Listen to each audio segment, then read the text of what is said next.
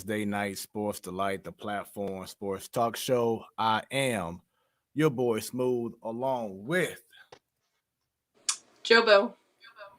when it's about sports, it becomes our business, and Business just keeps picking up, especially during this holiday season. yes, continue to keep picking up. We love it. A big show, another one, should I say, big show is in store. But Joe, welcome back. Missed you last week. Know you had to deal with some sickness going on, so everything is well. Yeah, baby Boba's still a little stuffy and whatnot, but she's doing good. She's happy. She's moving around, having fun. So, yeah, everything should be good to go with that. There we go. And we all know that during this time, the holiday season, people meeting up and everything, and it can cause sickness, to spread. So just praying for everyone during these times right now. Hope that you enjoy the holiday season. Stay safe. Be smart in whatever that you do. But like I said, just have a great holiday season, y'all, from the platform Sports Talk Show. So, right now, take this time to go ahead, share this stream, like it, do all that great stuff. Make sure y'all go ahead and follow us on Twitter, follow us on YouTube, follow us on Instagram, follow us everywhere, y'all. Just put in the platform Sports Talk Show, even on Roku. We right there. Every show that we do, once we done, as soon as it's finished, then it'll be uploaded on Roku. Within about an hour, you'll see it on there for those who missed the show as well. So definitely share this stream. Right now, we have a big time guest, legendary guest, that's going to be on in the next about 27 minutes or so, maybe a little bit earlier. We shall see. But Joe, I know you said earlier, kind of nervous about this show, kind of like the Tom Ackerman and how we had other guests in the past on the show, Kevin Wheeler, etc. So, but like I said, it's all about you just being prepared and just you doing you. Don't change up how you are. Let's have fun with it, right? Yep. Yep. That's what I plan on doing too. Here we go. Shouts out to Stan. Shouts out to Bunny. Look forward to have them back on very soon. Hope everyone out there in the world is doing well. Of course, our faithful follower, Mrs. Williams. Hi, Fred. Hi, Joe. Hi, Miss Williams. Happy holidays. Merry Christmas. All that great stuff. Once again, your Wednesday night sports delight. So we're going to go ahead and start this party off right. We got the topics. We're going to go ahead and get into it before bringing our special guest. So that being said, Joe, right now it's all about, you now have my attention. So I'll let you go ahead, ladies first. You start everything off for us. Yeah, so we were texting about this today in our little group chat, and I was like nervous about it because I always have a hard time with this topic. But then I saw something on Twitter, and you tweeted about it later on, tagged me in it.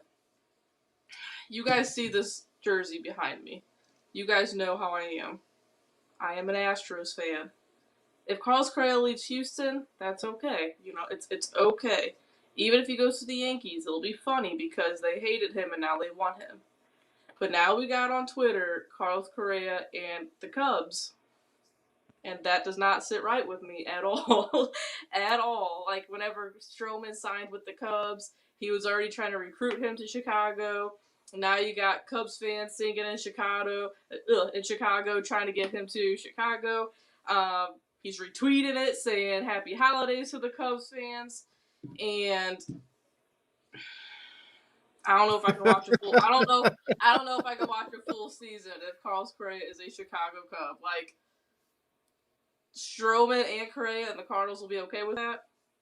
I'm not saying the Cardinals need the Cardinals were never going to pay that much money for Carlos Correa or Stroman. They weren't. They're just not that team. We get that. But you can't let your arch rival sign two of the top free agents in baseball. And I'm just telling you, I don't know. Like, I'm getting hot thinking about it. So that's you got my attention. If Carlos Correa signs with the Cubs, I'll never hear the end of it from my cousin who's a Cubs fan, and I'll be depressed. That's all I'm saying. Joe, I literally was like feeling your anger as you were trying to explain this whole deal. If Carlos Correa did signed with the Cubs, it would put me back to the time where Jason Hayward signed to the Cubs after playing with the Cardinals. Because like I wanted Hayward to stay.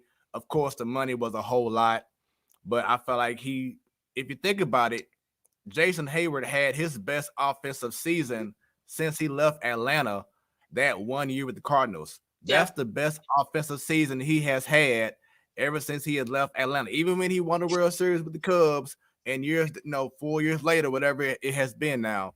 But he had his best offensive season since he was a freaking rookie in Atlanta with the Cardinals, and we know what he did, on the defensive side as well. Yeah. So I was hurt when I saw Hayward sign with the Cubs. So I will be equally or more hurt if the Cardinals don't make a move to see about Correa, first off, because I think that's been the issue too. Like you think about Bryce Harper. Like you never heard the Cardinals put any kind of offer out there for Bryce Harper. Then all of a sudden he signed with Philly, but you never heard the Cardinals were interested. No kind of offer was made. We just want to see some kind of action. Not saying you're gonna win it, but let's just see some kind of effort to see if we can make this happen. That's the big thing I want to see. But if it goes to the Cubs, you're talking about a shrewd move that we have to live down for possibly the next 10 years. Yeah, yeah. So I don't know, like the Hayward thing, like you were saying, like I was upset when that happened because I was super pumped about Hayward coming here, and I even think our guest later on, I remember listening to them talk to him on the radio once we got him, but that once you started saying how like the Cardinals' future isn't that bright, I was kind of like, okay, bye, get out of here, I don't care about you anymore, But like the Right. Correa thing, it's and the Harper thing, it's the same thing over and over again. Like I'm not going to have my mindset on the Cardinals spending $300 million or more for 10 years because they're just not that team. It's not going to happen. The closest thing would be David Price thought he was coming here for a decent amount of money, and then Boston one upped us. And then you got Stanton just didn't want to play, I guess, in the Midwest, but that was a trade, like a trade and then one Right. signing that didn't end up right. But I would like to see it happen eventually, and I don't think the whole some of these guys that we were possibly in on in years past, you could sit there and say, okay, it was smart for them to not do it. Right now, I think Harper obviously would have been smart for us to do. And then obviously Correa will be smart, and because he's young, he's still in his prime, he brings a lot of energy. You talk about how good our defense is now, just imagine how good that would be. And he brings a middle. He bats fifth and sixth for the Astros. That's a very Right. good lineup. He could be batting 3, 4, 5 for the Cardinals or the Chicago Cubs. So I mean, I don't know. I get really upset about it. Today, we were texting. He's downstairs and I'm up here while during work, and he's like, you know, um, he's like, all we need is for baseball not to happen, then it won't happen. And he did the Eddie Murphy, like thinking type thing. But I mean, I guess there you go. That's the only way it may not happen is if we just don't have baseball. So that's what it's come to apparently. But I don't know. I will be very upset. Our text chain will be on fire, and I don't even want to think about it anymore. I'm already Hey, heated for no reason right now. But if it happens, I'll yeah. be pissed. I mean, that's just the St. Louis passion that we have is, we just want to be able to have the opportunity to continue to add more pieces to what we already have. Because when you get someone like a Correa, it's going to automatically boost our offense so dramatically the way that Arnado brought the defense, you know what I'm saying, to our team as well. Correa just brings a different energy. And Cardinal fans, I know that, some were, laughing about it, making fun of the Astros in regards to the whole cheating incident that happened a few years back. If Correa were so happen to sign with the Cardinals, how would y'all feel about that? Is Oh, it like bygones be bygones? He's like, hey, he one of us now. It's all good. And matter of fact, Joe, if he did sign with the Cardinals, like, how would you really feel about that? I'm sure you'd be good because you already moved on from that because you already are a Houston Astros fan as well. So for you, it'd be easier. But from a person who's not a Cardinal fan, And for Cardinals fans who've been dogging the Astros out, Correa, Altuve, whoever, Bregman, if the normal Cardinal fan did get Correa, how do you think that he should be received if he signed with the Cardinals? I mean, if you just look at his numbers before all that stuff happened and even after, that's all you need to know. If he won the Platinum Glove this year in the American League, that's what our team's built around is defense. And like I said, the guy has been a 5, 6, 7 hole hitter for the Astros the last 2 years, and he's had MVP type numbers this year. Like if Otani wasn't a freak, Correa probably would have gotten 1, 2, 3 votes, So he's just a stud, and he's a positive guy. He's not gonna let it he's Yachty at shortstop. There you go. Like that emotion that he brings to the club. Like I Yeah, watch all their games. That's what he does. You guys see him in the postseason. That's the only time people will watch. You guys know what he brings. He shows energy and passion for the game, and any team would be stupid, like to not want him on their team. Like just like Yankees fans, they're gonna dog him if he goes somewhere else other than the Yankees. But once he's there, they're gonna love the hell out of him. yeah. It kind of reminds me of when we got Lance Berkman. You remember how people hated him when he was the Astros, the Killer Bees, but when he came to St. Louis, he was beloved like he was already a hero before he even won a ring. Well, So, like you said, Beltron, like he never won a ring with him, yeah, but he was the definition of a Cardinals killer. When he was with the Mets, when he was with the Astros, all that, and loved the hell out of him when he was here. So yeah, it's the same thing. There's people that don't like Harper. Like my brother doesn't like Bryce Harper, and he wanted him on our team when he was a free agent. So that's just how it is. and someone else I think about now, Will Clark. Back in this day with the San Fran Giants, we couldn't stand that dude. But Yeah. as soon as he became a Cardinal, it was just like we're in love with him. He brought the game. Amazing first baseman, a lefty, had the weird batting stance, but when he became a Cardinal, we fell in love with him. Because we knew that he was playing on the right team. You know what I'm saying? So Yeah, we looks saw like the love. Garrett Cole. Dominated the Yankees in the postseason in 2019, and then the Yankees get him, and now they love him. So I mean, it's just how it goes. That's if you're good, you're good, and people are gonna want you, and if you don't have them, they're gonna dog you. And that's just how it goes. Right. Once again, please feel free throughout the whole night. Leave your comments, your questions, sports related. Let's talk about it. Let's have a good time tonight. Our special guest will be joining us in a matter of moments. So once again, hit that like, hit that share. Let's get as many people tuned in so we can give our special guest the flowers that he definitely deserves. So mine is similar to last week because it's just a reality. But COVID. Last week, if you saw the show, I mentioned should sports have a shutdown because of the rising cases in COVID. And then within 24, a few days after the show, NHL, as of today, has Yeah. shut down for a few days because of the rising cases. I had on Twitter, I had that in the NBA last week. It was like 69 total cases was going on in the season. Around 49 alone happened this month in December. Once again, the holiday season.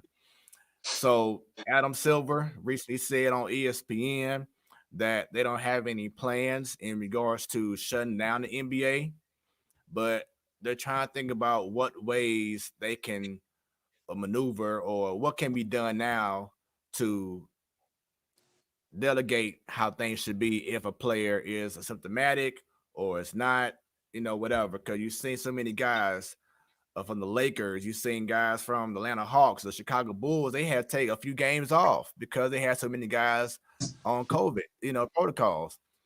What can the NBA do along with other sports? What can they do now to manage this correctly so maybe a player who doesn't have the symptoms can still play compared to guys who doesn't?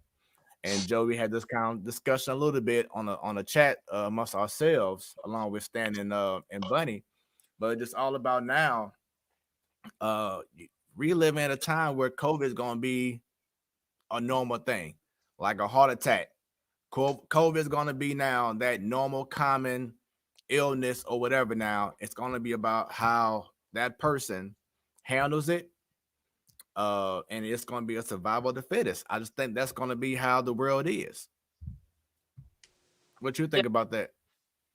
No, I agree. And I've said it before on the show, and I kind of said it in our chat as well. It's like I don't really like to try to get into it because everyone has their own views on it. But I guess I will say is like it's just you say this is normal. We just never gonna. You can't just shut down the world forever. You know, like that's the only thing I'm gonna say about it is you can't just keep shutting everything down all the time.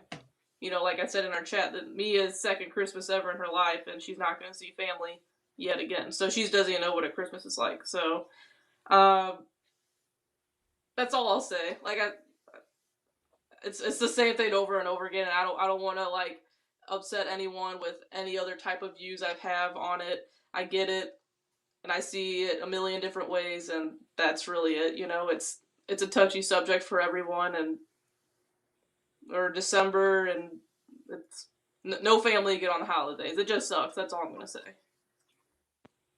Yeah. So like I said, we just everyone just be mindful, just be aware, do what you have to do that's best to keep you healthy and everyone else around you healthy. Mm-hmm. As Joe was saying, and as I said earlier, no matter what sport it is, it's eventually more likely going to happen. But it's all about managing it and not shutting down the games, the whole sport, etc. How to manage it properly and accepting it as an everyday part of life, but being able to just move on. So, Did you uh, see? I've only seen a couple of them. Krug's comments. Tory Crew from the Blues. Yeah, Yeah, I saw his comments. I know Bertuzzo had a few, comments. It's mainly just really the frustration because players just want to be able to, you play. know, like I said, if you are having symptoms, then of course don't play. But if you have it, but you have mild symptoms to none at all, I believe like Bennington was saying, he may have had like a little cold the first day, but then the rest of the 9 days He was he fine. was good. Justin Falk, he was good. Yes, So like you know, I was just looking up symptoms and stuff today. A lot of it is what happens in December and what has always happened in December since the beginning of time. And then you got, people I'm get pretty positive the Blues are like fully vaxxed, booster to this and that. So like I don't get it. That's all. I don't get it, you know. And then like so today, how long's the NHL gonna be shut down? Do we know? well, they said until after Christmas. So I believe like the 27th or 28th, they resume going back to normal activity, but they just want to have the Christmas day or weekend pretty much over, and then everyone come back in. And cause I think the Blues play against the Devils on the 28th, which is on Tuesday. So, like I said, it's not like a super long layoff at all. It's just a matter of taking this weekend off a Christmas break and then resume. Yeah, because they play on Monday, the 27th. For some So reason, that's I think still we're the next, but maybe not. I don't know. But okay, so another thing that goes into this. What's 3 days, 4 days gonna do? Like I don't get it. You know, like if quarantine and everything, it's 10 days. Some people say 14 days, whatever it is. I think it's 10 days now. yeah. That's not 10 days, so I don't get why we're shutting the league down for a handful of days and that's it. Yeah, they Like I'm they they're happy trying there's to not be for proactive. longer, but Yeah, I just yeah, don't they just understand trying to it. be proactive, and whoever has previously had it or whatever, they can have a couple extra days of not being around other teams and stuff like that, and try to be more within your own home or whatever. So, and I believe they were already told, hey, don't do this, don't go there, whatever. Always wear your mask. So we'll see. But the main thing is just trying to get everybody away from each other for a couple of days and reconvene. So we shall see. And of Hopefully course, the guys get healthy and back because we're a good hockey team, man. You know, if we just catch a freaking yeah, break now and then, we might right, be another magical year. exactly. And of course, it affected the Winter Olympics because now the NHL is not going to the Olympics. So they don't have to worry about being in Beijing for 5 weeks if someone catches COVID and then not get paid Hey, for it I if you know I miss said the it in the NHL. chat last week. F that. I, Right, if right. I love That's baseball, crazy. softball, and I'm not gonna go stay in a foreign country for 5 weeks, possibly without my family. No, thank you. Yeah. So that's it. Once again, folks who's watching, thanks for tuning in. We've been going strong for 4 years now. Keeps getting better and better. Bring them comments in. Let's talk about it. Topic I want to discuss real quick. As you had seen this weekend, it was part two of Jake Paul versus St. Louis's own Tyron Woodley. And it's a meme out already. If you haven't seen on social media, you behind. But Jake Paul knocked out Woodley, and now it's trying to see about other guys like other UFC stars. But now it's getting to a point, especially if you are like a true boxing fanatic, it's a time to start seeing the Paul brothers, Logan and Jake, face off against actual boxers. I think the world wants to see that, of course, because they want to see them get beat up. But it's Yeah, like, I hey, think that's why they want to see it. right. You taking advantage of, facing UFC guys or facing actors, whatever, or NBA players or whatever it is. We've seen that. Yeah, you have the Floyd Mayweather fight, but people know that that was really a joke between Logan and Floyd. But in regards to Jake Paul, or just in general to the Paul brothers, people now want to see true boxers say, you know what? Let me go ahead and show him how it's done. I believe Jake Paul is undefeated right now, but people really want to see the real deal in regards to an actual boxer. So give us your thoughts on that. Leave the comments, leave the questions, the whole nine. Let's talk about that if you like. But I just really feel like it's time now to get some real boxers in that ring. And I believe, Joe, that's when we'll really see what them Paul brothers are about. Yeah, I was laying in bed with Mia when that happened, but Brendan texted me and I heard him screaming downstairs because of how fast it was, I guess. But if they keep going on social media, running their mouths, and they want to fight people, let them do it. Like just make sure they sign something to show that hey, this is what you wanted. Because I think if you put them up there against some real big name UFC guys, that's probably not going to end well. Yeah. So, last topic that I want to discuss before we bring in our special guest. So a few weeks ago, Iman Shumpert won Dancing with the Stars, first NBA player to win Dancing with the Stars. He did a wonderful job. But then yesterday, in an interview, he recently told someone he was on the Bootleg Kev podcast. He says that LeBron James signing with the Miami Heat ruined basketball. He further along said he thought he was making it better. Me personally, I love the NBA for the loyalty that I thought was there. He basically knocked the fourth wall down.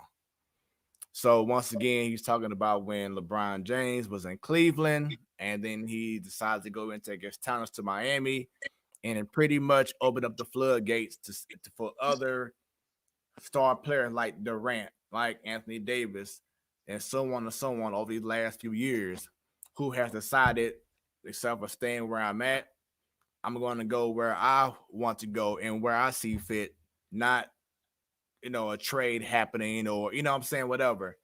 But I mean, truthfully, in regards to certain aspects, that's what free agency is all about. LeBron James' contract ended, so he's a free agent. So he's not obligated to go back to Cleveland. Now it's different if he forced a trade, kind of like what AD did and like other guys have done recently. Like, you know what, I'm not gonna play until I get traded. James Harden, he did that with with the Rockets going to the Nets. I'm not gonna play until y'all trade me. Look at Ben Simmons. So that's what that fourth wall that Iman Shumpert is referring to is LeBron, because of him decide, what, I'm going to just do what I want to do kind of mentality, I guess, what Iman is saying. he just pretty much opened the floodgates for others to kind of do the same. So when I heard that, I'm like, dude, first you was his teammate. You would have never won a ring if LeBron James wasn't on your team. Yeah. You know, LeBron and management. You know, when he was with Cleveland, when he came back to Cleveland, they made a trade to get Iman Shumpert and J.R. Smith from the New York Knicks. And what happened? They won a ring because of LeBron. So it's kind of like you biting the hand that fed you. You know what I'm saying? So LeBron, because it was a while ago when LeBron went to Miami, it was free agency, right? Yeah. It's completely different than what these other guys are doing, saying, "Hey, I'm not going to play unless you trade me." Like that's. And he took I less gotta, money. I gotta watch my mouth sometimes on these things. If I'm just sitting down talking to Brendan, I'd be saying a lot of things right now. But it's a The family folks show. want to hear it. I Go don't ahead want and to. say it. No. No, I don't want to say it. I don't want to say it. It's a family show. Miss Williams is watching. I don't want to do that. But yeah, that's messed up. I don't think he can say things like that. And like you said, if I remember, whenever Cleveland won, they barely had anyone on their team, and LeBron pretty much, threw everyone on his back and did it. So yeah, that's messed up. I don't think he should have said that. Yeah. And I mean, as Miss Williams said, why shouldn't free agents go where they want to go? Like free agent. So here's a good comment from my boy T-Bone Funk. Shouts out to him out there in Orlando. Has his own wrestling company, HBCW. So shouts out to him. Says he's not wrong. The focus of why the players leave now is different. They're manipulating the teams to have super teams versus getting their best individual deals. And yes, certain, like I said, certain players have done that. You know what I'm saying? I want to create this mega squad. But the whole thing is that how they're doing it. They're forcing themselves to not play in games when they're healthy until they get traded. LeBron never did that. LeBron didn't say, you know what, I'm gonna just sit back and chill and I ain't gonna play while I'm healthy until I get moved to a different team. No, he lived out Yeah. his contract. You know what I'm saying? That's the difference. He lived out his contract. He did what he supposed to do. When he left Cleveland, the first time, the reason why he left Cleveland because he felt like management at that time could not bring in other uh good talent to get them to the level that he wanted to get to and goes to a championship. So then he goes to Miami. He learns how to win, being around the Wayne Wade, being around that culture, Pat Riley and all them, even yes, Eric Spoelstra was the head coach, but Pat Riley is the president. He learned how to be in a championship culture. Then, when he maximized his time in Miami, he fulfilled his contract. Then he went back to Cleveland. He played for what 3-4 years in Cleveland, 5 years in Cleveland. Maximized all his he completed his contract. What he do? He went to LA. So Yeah, and you can it's a say that difference whole how super. you do it. Yeah, you can say the whole super team thing about any sport. Like I mean, look at the Yankees and the Dodgers and all of them. They do it every year, but it creates a situation where they're less contenders. Again, that's in every sport. That's part of why the whole CBA thing's going on right now, and what MLB players Right. want is that they want there to be more teams competing at the same time. But I mean, there's not many actual individual athletes that are loyal to their team and city, and we got two of them here in St. Louis, and I don't know when you're going to see that again. So that's just sports, sadly. And yes, Miss Williams, they get paid still. As long as they are there, still playing on the court the whole night, they still get paid, even if they don't play. So during the time where Anthony That Davis needs was to in New change. Orleans, yeah. So during the time when AD was in New Orleans and he wasn't playing, he was still getting paid. T-Bone says, but they broke the deal like they were GMs versus what was previously done. Since then, he is his own GM, and a lot of people have always said LeBron is his own GM. In regards to certain things, it could be true in certain aspects. But don't you think at the same time that for everything that he's been through for his almost 20 years, he kind of is like deserving of where he's at right now. Like I said, he knows the business now. He's been there and done that. Um, but like I said, it's just all about how you conduct yourself in regards to situations. Ben Simmons, he's not conducting himself professionally in regards to how he's treating the 76ers right now. He should be playing with that team Yeah. until he gets traded. He shouldn't be at home saying, "Hey, I don't feel good," or "This not right," whatever, and and don't play until he goes to a team that he wants to go to. No, live out your contract that you signed. You signed a contract to play with that team. So finish the deal. Yeah. That's the biggest thing that I'm saying. That's Finish the like deal. Key Brian Hayes, he's a stud. He's going to be a stud for a very long time. That's like him saying, all right, well, I'm not going to play because the Pirates suck ass and they're never going to win anything. So that's that. Like, that's stupid. I don't know. Basketball's the only sport I've Right. ever that done something like that. But Yeah. it's So second I'm too. guarantee you, LeBron. I guarantee you, LeBron hasn't led that movement. People just use what LeBron did, but try to flip it and do their own thing or their own way, but they want to say, "Oh, it's because of LeBron." No, Yeah. and that's the problem with the culture now is that there's too many. Because he did this, whatever. Then I'm gonna do it my way, but but do a little dip, put a little twist on it. No, you can't do that. Shouts out to my boy P. He says no, he didn't ruin basketball. He just stopped the notion that you had to stick around and play for a team and an owner that makes no moves to make. Exactly. That's exactly why LeBron left because he. How can you win when you got a super old Daniel Marshall and other guys who don't even know their freaking names? Don't have no championship skills. You know what I'm saying? When he was with the Cleveland Cavaliers the first 8 years of his career, he didn't really have nobody there. You know Yeah. what I'm saying? So then he like, you know what? I tried to wait. I've been patient, but hey, I want to learn how to win. And And so then all he these got that experience. Yeah, like honestly, they want to get paid, but every single athlete, it's in the blood. They want to win a championship. You know that they're Yeah. gonna do what they got to do to get paid and to win, and he did. So yeah, that's that. And Miss Williams, you are correct. Every team that he goes on, he makes the team better. Think about it. When LeBron went back to Cleveland, even with Kyrie, Kevin Love came over the whole nine. But that year that they beat the Golden State Warriors, even the years after that when they kept facing Golden State but didn't win, they would not have gotten nowhere near the finals if LeBron was not on that team. Nowhere near the finals if LeBron was on that team or wasn't That's on what I that was saying. team. Like he literally put a bunch of banged up guys on his back and won them a shit. So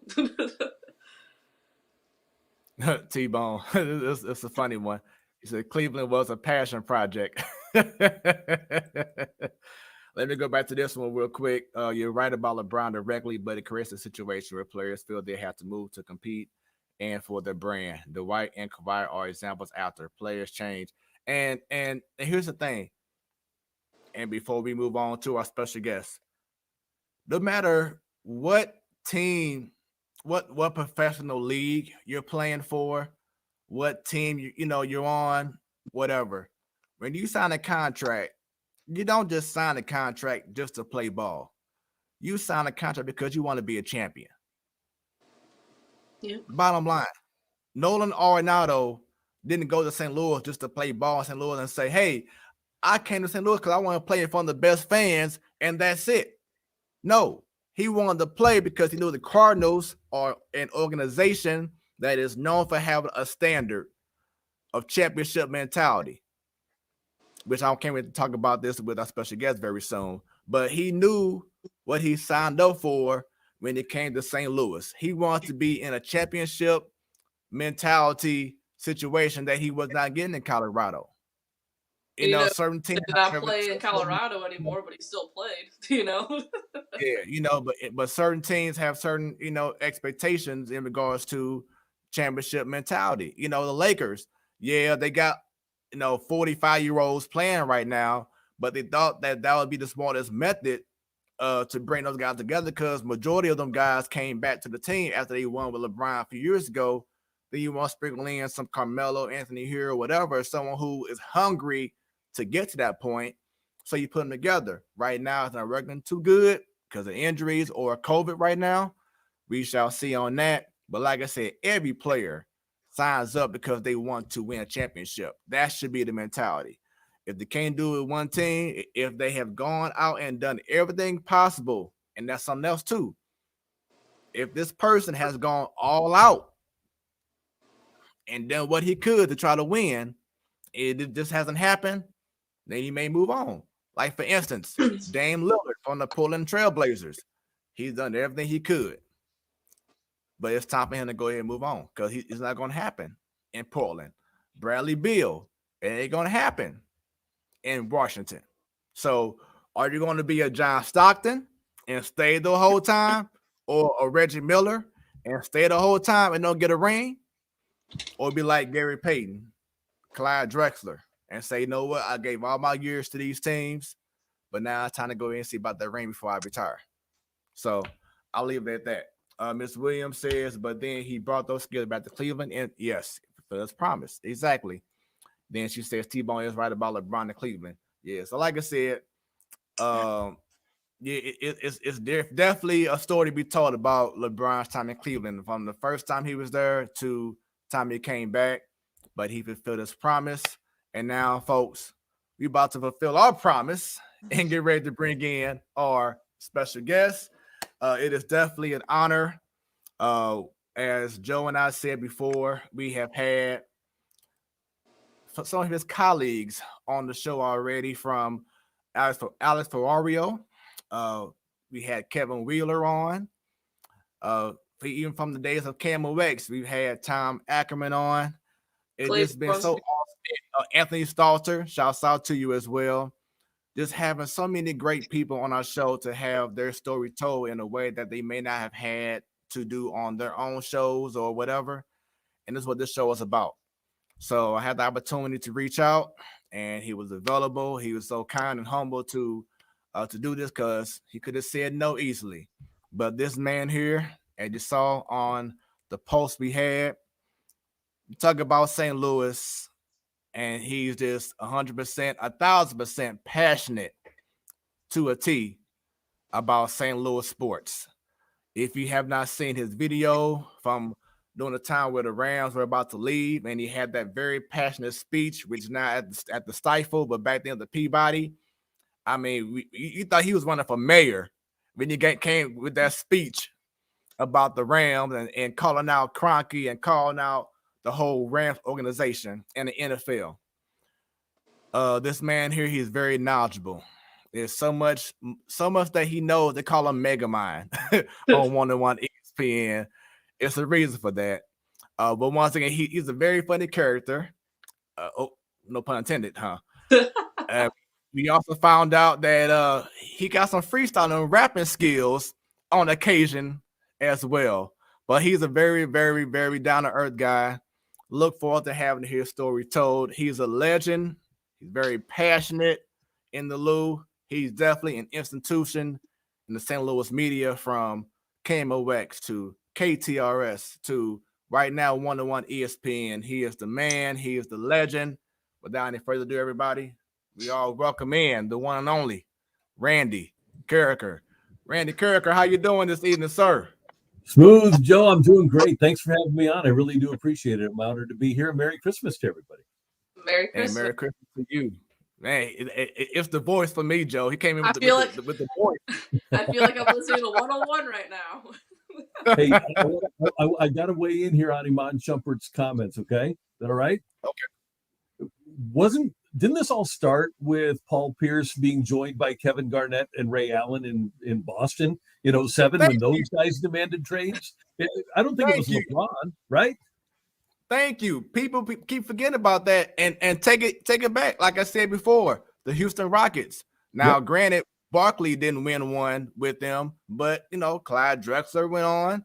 Barkley went over there. Even Scottie Pippen played for the Trailblazers. Then he went over to Houston and played the season. So it wasn't like it was just a LeBron thing. And then, like you Exactly. said before, Paul Pierce, Kevin Durant, Ray Allen went all over to Boston.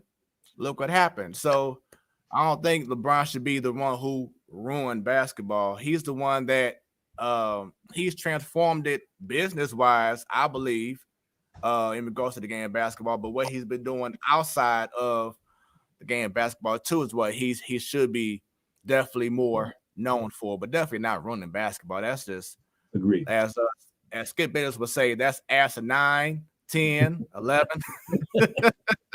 Right. Well, once again, it's great to have you on the show. How have you been?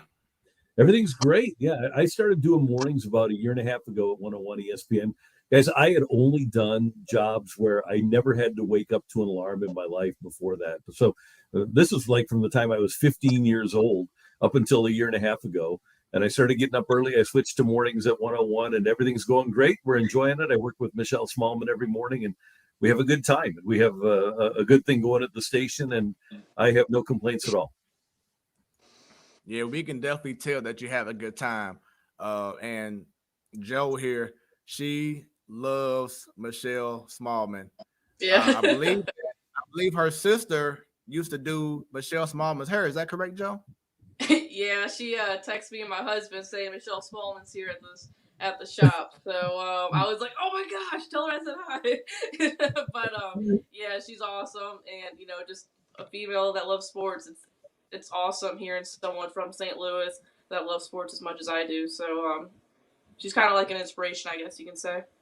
That's great to hear. And Joe, we're seeing such a proliferation, and I love it, of females in the industry. And I've talked to women throughout my career like you that know what they're talking about. And I'm glad that they're finally getting a voice in the media, because clearly you know what you're talking about. Tonight on the Mizzou Bowl game, there's a female doing the play-by-play, several female play-by-play women in the NBA, several in baseball.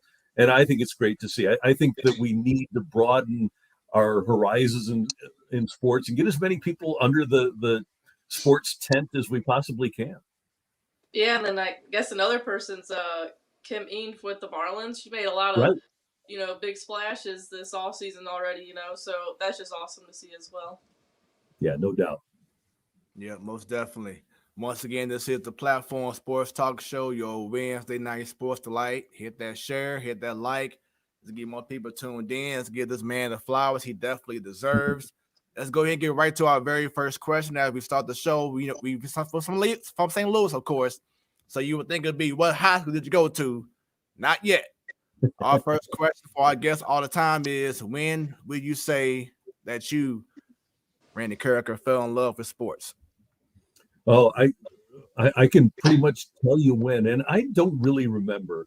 I was born in 1962, August of 1962, and I don't remember, obviously, the 1964 World Series or even the 1967. I turned 5 that summer and 6 the summer the Cardinals won. I remember distinctly, specifically, sitting on a couch with my dad during Super Bowl III, the Jets and the Colts, and I was rooting for Johnny Unitas. I wanted the Colts to win, and the Jets won, and I was emotionally affected. I thought, wow, this is pretty cool. And right after that, several years after that, the football Cardinals hired Don Coryell, and I got into that. The baseball Cardinals, Lou Brock was my guy as a kid, and Bob Gibson was still pitching. So in the early 70s, I loved following them, and the Blues were relatively new, and I got into hockey. So I would say that probably January of 1970, if you wanted to nail it down, it was probably Super Bowl III that, if I were to pick out a moment, would be the one. So what sport would you say was like your very first love? It was the NFL, and it was in part because of that game. But at that time, the NFL it's different than it is now. America fell in love with a sport that was really hard hitting, and it was played for the love of the game. Those guys weren't making millions of dollars. Even Dan Dierdorf, he made just over $100,000. His career ended in 1983. But those guys were out there being rugged and playing tough because they loved the sport. And they were so, at least at that time, that Cardinal team was so involved in our community. So I would say football first, but for me, it's always been whatever's been in season. When the hockey was going, I loved hockey. When basketball was going, I loved basketball. When baseball was going, I loved baseball. And I'm still that way. I love the sports. I love the competition, and I just enjoy being around the competition and watching competition. I feel like I'm listening to what Vince Scully talks about when he first saw, that Giants game, and that's the second he knew he loved sports and baseball and whatnot. And he knew what he wanted to do. Yeah, I love it. It's so cool to, and I had the great fortune of working for a long time with Jack Buck at KMOX, and Joe Buck is a good friend, and obviously Danny Mac doing the Cardinal games.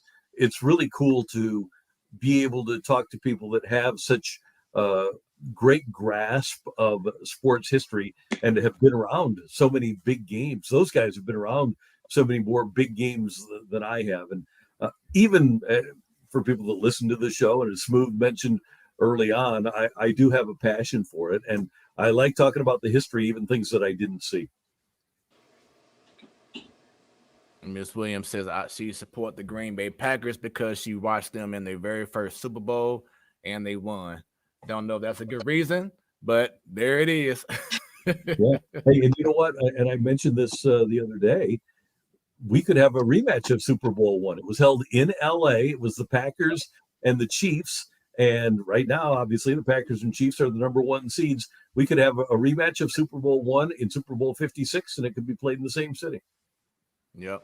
And speaking of current events right now in football, Mizzou is up 10-7 against Army in the Texas, what's it called? The Texas Bowl or something like that. No, the Armed Forces Bowl in Texas. So right now it is 10-7. Mizzou, everything looking good so far. And then pretty soon Mizzou will be facing off against Illinois downtown at the Enterprise Center. So for those who want to check it out, go down there right now, enjoy the game, support basketball. After you get done watching the show, also I'm just saying, got to add that in too. Got to watch the show on your phone, be at the game, whatever it is. Include us into your plans. That's all I'm saying right now, everyone. Let's see. Miss Williams says that would be awesome, most definitely. So going back, as you was breaking down, Randy, football and basketball and baseball, I want to talk about Randy Karraker, the young athlete. How would you describe yourself as a kid playing your very first sport?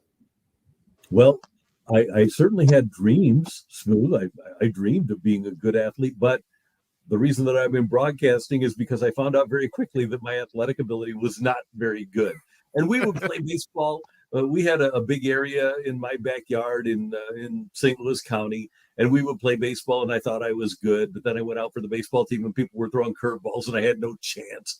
And I was the big kid walking through the halls in middle school, and the football coach comes up to me and says, "Hey, you should come out for the football team." And so before 8th grade, I did. Hot day at Parkway East Junior High, and they've got me on the defensive line. I'm playing defensive end, and an offensive lineman comes up and drills me in the back with his helmet, and it laid me up more than it should have. And I was laid up in bed in excruciating pain for about a week. Finally, my mom took me to the doctor. I said, "Mom, I can't even walk." And the doctor did an X-ray and found out that I was missing part of my vertebrae.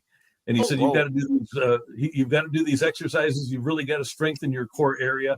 Obviously, I haven't spent my lifetime doing that, but he said, because of that, you can't play football anymore. You can't risk having another part of your vertebrae knocked out of place. So I kind of ended my football career. Like I said, I couldn't hit the curve. I can't ice skate.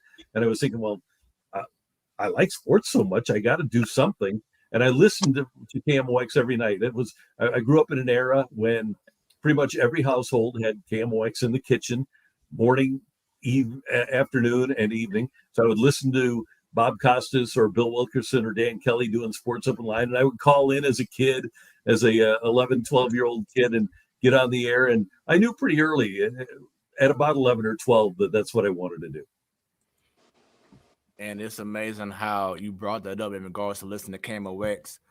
My late grandparents, my grandmother, every morning when I woke up, she always was sitting in the dining room, and right behind her, she had a little radio, and she always had on KMOX. So that's how I knew about KMOX when I was growing up because of my grandmother. So to be able to have folks like yourself, Tom Ackerman, and whomever else we've had on the show that's been a part of KMOX, it's definitely like I'm pretty sure my grandparents are smiling down on me like, great job, because it's amazing that be in a situation like this right now. Because I was going to ask you what was the reason that you got into radio, got into journalism. So I take it in high school, that's when you started getting into journalism and broadcast, etc. Yep, took journalism classes. I actually attended Lindenwood for college, but back in the 70s, they had a high school workshop when I was like 15 years old, and I took a high school workshop at Lindenwood. And this is how naive I was. I thought, well, I found out somehow that Robert Hyland, who was the general manager, the legendary general manager at KMOX, was also the chairman of the board at Lindenwood. I thought, well, if I go to Lindenwood, there's no doubt that I'll get hired at KMOX. And so I did. I attended Lindenwood. I got an internship at KMOX, and I was fortunate enough to get hired there. I subsequently found out that that's kind of a rare thing. And Smoooth, Joe, my entire career has been spent in the right place at the right time. I've learned that so much of life is being in the right place at the right time, and I've been lucky a lot during the course of my career. And hey, it started out because I grew up listening to Jack Buck. That's what I wanted to be like, and I had him as a huge booster when I was an intern and then when I was an employee there. And that kind of just pushed me through. He always said to stick around long enough so that people like you. And I always took that advice, and hopefully I've been able to pull that off. So who would you say helped you along that path as you were getting into journalism? Who was that person or persons that you would say was definitely instrumental to the development of a young Randy in journalism? Well, I had a couple of people at KCLC at Lindenwood. The two general managers I had, the late Emil Wilde and then a guy named Jim Wilson. And they let me do pretty much whatever I wanted. If I wanted to do a football game, they'd let me do a football game. If I wanted to do a baseball game during the summer, they would let me do baseball, basketball. And we didn't even have a gym at Lindenwood at the time. They played at St. Charles High School. But if I would go to one of those general managers, they would say, yeah, go ahead and do it. And I got great experience there. And it was great experience, not only because of the sports, but because one summer I spent the entire summer opening up the station and being the morning DJ. I was the news director and the sports director at the same time. I was on the air all the time, and it was pretty cool, but it turns out that it was great experience too. I was having fun with it. And then when I got to KMOX, I produced my very first job as a full-time employee was Dan Deerdorf's first night on Sports Open Line. And Dan and I worked together for several years until he left for Monday Night Football. And we had a guy leave. He became the voice of the Indiana Pacers. His name is Mark Boyle, still the Pacers play-by-play guy. He was doing overnight sports, 10, 11, and midnight at KMOX. And when he left, they had a news guy doing the sports.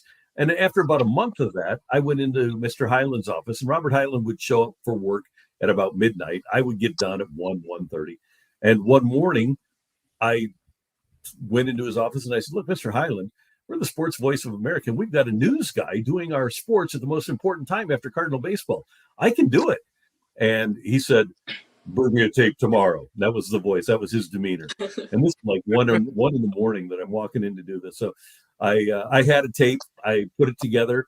And fortunately, talk about the serendipity for Randy. Jack Buck walks into the office the next day and says, what's going on? And I said, I got to get a tape of my sportscast to Mr. Hyland because I want to do the overnight sports. And he asked me for a tape. And he said, stay right here. He walks in to Hyland's office, and Robert Hyland did pretty much everything Jack said. And Jack, I later found out, said, let the kid do the overnight sports. And Hyland called me moments later and said, you can do the overnight sports tonight. Be concise. So I did 10, 11, and 12 that night and wound up doing it for a long time. And then a couple of years after that, our sports open line guy, our post-game open line guy left. He became the voice of the Washington Bullets at the time. And now he's the voice, a good friend, Charlie Slowe's voice of the Washington Nationals. And I go into Highland's office again and said, Mr. Highland, I'd love to do the post-game open line. He said, give me a tape. So I was putting together a tape the next day. Jack walks in, same thing. And Jack walks into Highland's office and says, let the kid do the open line. So I did. And so to have Jack Buck, who is obviously revered in our town, be my biggest mentor and booster was really huge for my career. Man, that is awesome. And I know when we get to the Camel Rex time, we'll definitely talk about that more often. I mean, more as we get into it. But something that caught my attention, you know, like, you now have my attention, but you said you was a DJ. So I'm a DJ as well. So what was your DJ name? It was my girlfriend at the time, now my wife. Her last name is Foley, so I went with Randy Foley, and it just seemed easier than Karraker. And once I got on KMOX, and I had been a producer, and they called me Karraker for such a long time, I just went with Randy Karraker. But we at the time were a jazz station, okay? But I was getting up early in the morning and doing these guys a favor.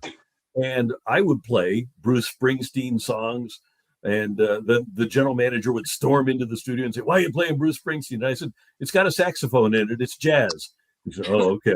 But they didn't have anybody else. So I played pretty much what I wanted. I tried to stick to the format as much as I could, but I played a lot of jazz there. And it was, again, I was playing 33 and a third RPM records. I wasn't playing off of a computer or a tape. I was literally putting a needle on records and playing albums on the radio. It was pretty cool. Old school. So yeah, definitely. Right. Definitely. So you never did any scratching like a No, never had that opportunity to do it. Joe, I'm sorry, Joe, did you have a question for him? No, not about this time. I have questions for later on. Got you. Okay, so you said earlier how you listened to Jack Buck and whomever else, Bob Costas and others on Camel Rex, but just about journalism in general, what is it about journalism that captivated you to want to dig deeper into that? Because it takes a whole lot of work to, create a story, and you have to have an open mind, and it's not easy. So what is it about journalism that made you want to get into it more? I loved covering teams and watching stories unfold. And one of the first things I got to do in covering teams was covering the 1985 baseball Cardinals. And that year, that 1984, they had a rough year. They lost Bruce Sutter. He had 45 saves. He signs with Atlanta. They had traded for Jack Clark, and he'd been hurt the year before. And speculation around the country was that Whitey Herzog was going to be the first manager fired in 1985. And they get off to a great start once Vince Coleman came up. They got off to a slow start. Vince Coleman comes up and just turns on not only the ball club, but the town. And they just go on this incredible run and win 101 games. And I'm covering every home game and watching all of this unfold. I thought, wow, this is cool that I'm able to tell this story. I'm going into the locker room after games, and I'm interviewing Ozzie Smith and Terry Pendleton and Jack Clark and John Tudor and Whitey, and I'm getting a chance to tell St. Louis this story of how this team is unfolding. And I really loved covering teams, whether it was baseball, and at that time, the football Cardinals were here, and there was a lot of things going on with the Blues and their ownership, but they had a really compelling group of guys. So I really love storytelling. But one thing that's happened, guys, in this industry that I'm in since that time is that I was the information. When I would do a post-game open line in 1988, 1989, people would literally call in after the Cardinal game and say, hey, how's Tony Gwynn doing tonight? And I had a ticker with yellow tape. It was ticker tape. And I could say, oh, he's 3 for 4 in there in the ninth inning at San Diego. Now everybody has that information on their phone. So we can't be an information medium anymore because everybody has the information. So we, especially in the last 15 years since the advent of the iPhone, we have become an opinion medium, which I also enjoy. And I always try to build a good foundation for my opinions. But I got to tell you, during the entire saga of when the suit between the NFL and St. Louis was ongoing, and I had good information, I loved telling the story. I loved getting back into that, not a grind, but that routine of calling people all the time to find out what the story was and then relaying the information to people, because that was a situation where I did have the information and the general public just couldn't pick up their phone and have it. Mm. You say that we have that at our fingertips, but right now on the MLB.com website, we don't, because you can't, you can't look at any of that stuff. Yeah, and what a shame. I really think that baseball is missing an opportunity, because I did think they, with that flurry of signings in the 10 days before the lockout, they captured the sports fans' attention, and then all of a sudden, boom, it's all gone. And not only can we not read about Max Scherzer's contract on MLB.com, we can't even see his face. It's unbelievable how baseball continually shoots themselves in the foot. Yeah. Thanks, Manfred. Yeah. Yeah. Yeah. Fred knows how I feel about Manfred, so we don't got to talk about that again. Yeah, I've always been of the opinion that if you're the commissioner of a sport, you should like it. Right. And not just say, this piece of metal is, Right. what stuff like that. Like, come on now. Who does that? Smooth. Who does that? What was he thinking when he called Right. the commissioner's trophy? It's named after him, and he calls it a hunk of metal. It's just unbelievable. Yeah. So, as you brought up earlier, your first start was at KMOX. So, as you said before, the greats already there, the Dan Dierdorfs, the Jack Bucks, the Bob Costas. So that very first time you stepped into KMOX, what was just your initial feeling, your thought process, knowing you're about to get into this mega power of KMOX? So my very first night at KMOX, and I don't remember the date right off the top of my head. It was May of 1983 as an intern. And as a kid grew up listening to it, I walked in and I was starstruck by all the people. But that night, about 9 o'clock, over the ticker again on the ticker tape, the Indianapolis Colts have traded, or Baltimore Colts at the time, Baltimore Colts have traded John Elway to the Denver Broncos. And Lisa Bedian was a producer at KMOX at the time. And this is my first night in professional radio. I'm an intern, and she's got me calling all over the country to get reaction to Elway being traded to the Broncos. It was being thrown to the fire, and it's one of the great things that ever happened to me, because she put faith in me that I knew what I was doing, and I was able to get in touch with people and get a ton of reaction on the trade for the following morning. So I remember so vividly being on that phone and hitting record and play on the reel-to-reel tape machine and asking people about the deal. And at that time, we didn't have all sports radio.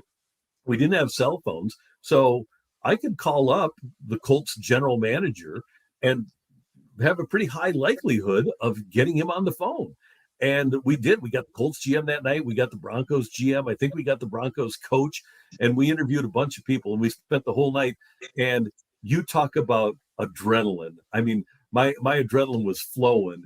And I probably didn't sleep that whole night because it was just so cool. I was thinking, man, is it like this every single night? But no, John Elway doesn't get to get traded every night.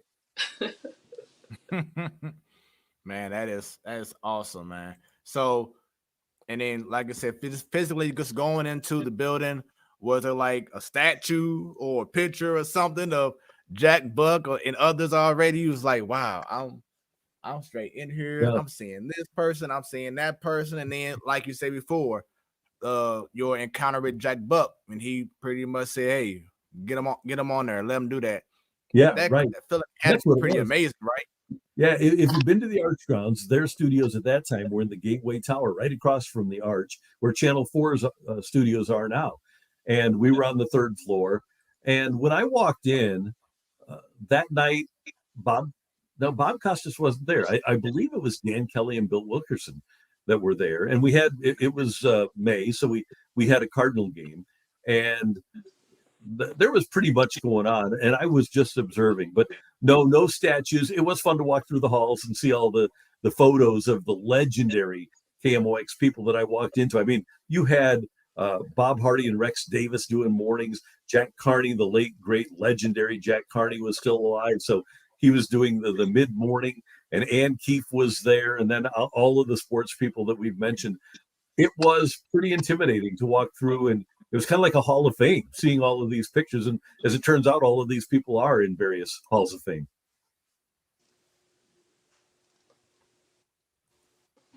Yeah, I know that has to be an incredible feeling. And for those watching right now, I think my video on my end is kind of going a little choppy. So hopefully we get that fixed in just a matter of moments. But I'm still here. There we go. I think I'm much better now.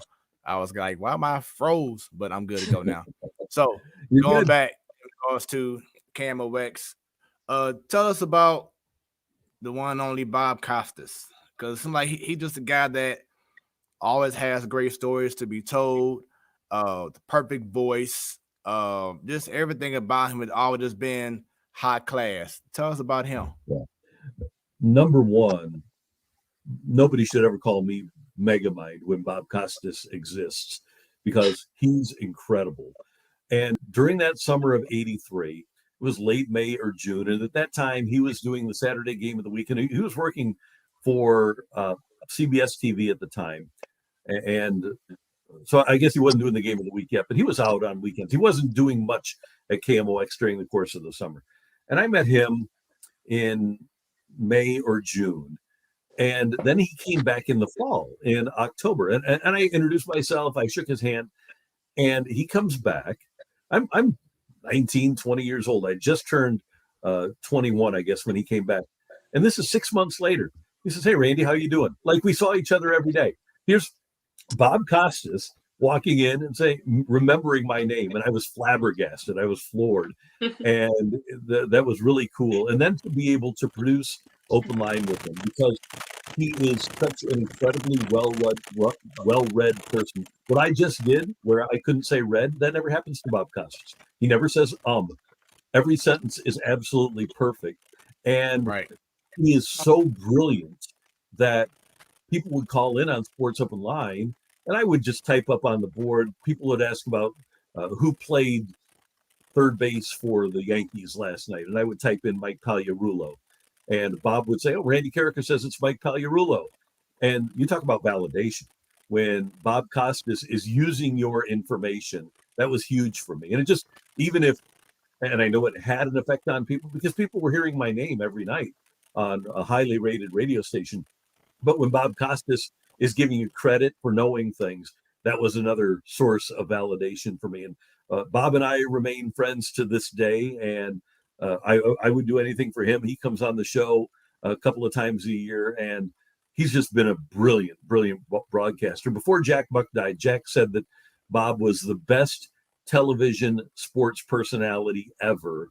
And I agree with that. I don't think that there's ever been, in my time of viewing television, a better sports broadcaster than Bob Costas. Yeah, I totally agree. Joe, your thoughts on Bob Costas real quick? Yeah, I think I've talked about it on here before, but he gives me chill bumps every time I hear him. Every time I hear him on the radio or on the TV. And I think it was a couple of years ago on 101 when Bernie was in the mornings, and he just gave this speech, and I was like almost in tears before I walked into work because Yeah. it was so good. But that's just how he is, you know. He knows what he's doing on MLB Network. He's got all those documentaries that he does. Like, I know he does other sports. When I hear Bob Costas, though, I think baseball. Like, he's just one of those voices. I just think baseball, and same thing with Vince Scully. And you're right, Joe. That's Bob's sport. And now he's got that in his home in California during the pandemic. Everybody worked remotely from home, like we're doing now. And MLB Network came in and put up a studio for him 24/7, which you'd think 24 hours a day, 7 days a week. His studio 24/7 is named for, and he's got photos of Willie Mays, 24, and Mickey Mantle, 7. This is a guy that's almost 70 years old and still to this day carries a Mickey Mantle baseball card in his wallet all the time. And the amazing thing about Bob is that we do see him and hear him talking about sports and baseball, but he can talk about anything. He can talk about the history of war. He can talk about politics. He can talk about whatever you want to talk about with him. He's extremely well read and a great conversationalist.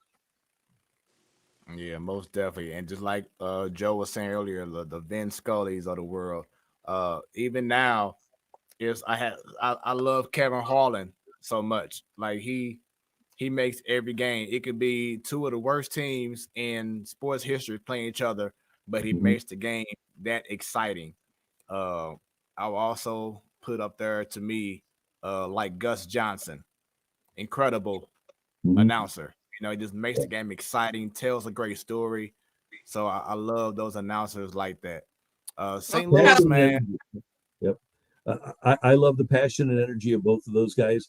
And especially from a radio perspective, they always tell you when you're doing play by play, you want to paint the picture for the listener. And nobody hmm does a better job of describing the picture than Kevin Harlan does. And he was born in St. Louis. He spent a lot of right. time in Kansas City. He went to KU, and I don't think I've ever heard anybody on the radio describe a scene better than he does when he does Monday Night Football. Correct. Correct. Because he didn't he go to Mizzou? KU guy, he's a Jayhawker. Okay, KU. Okay. But he Yeah, did Mizzou radio he, or something for a while.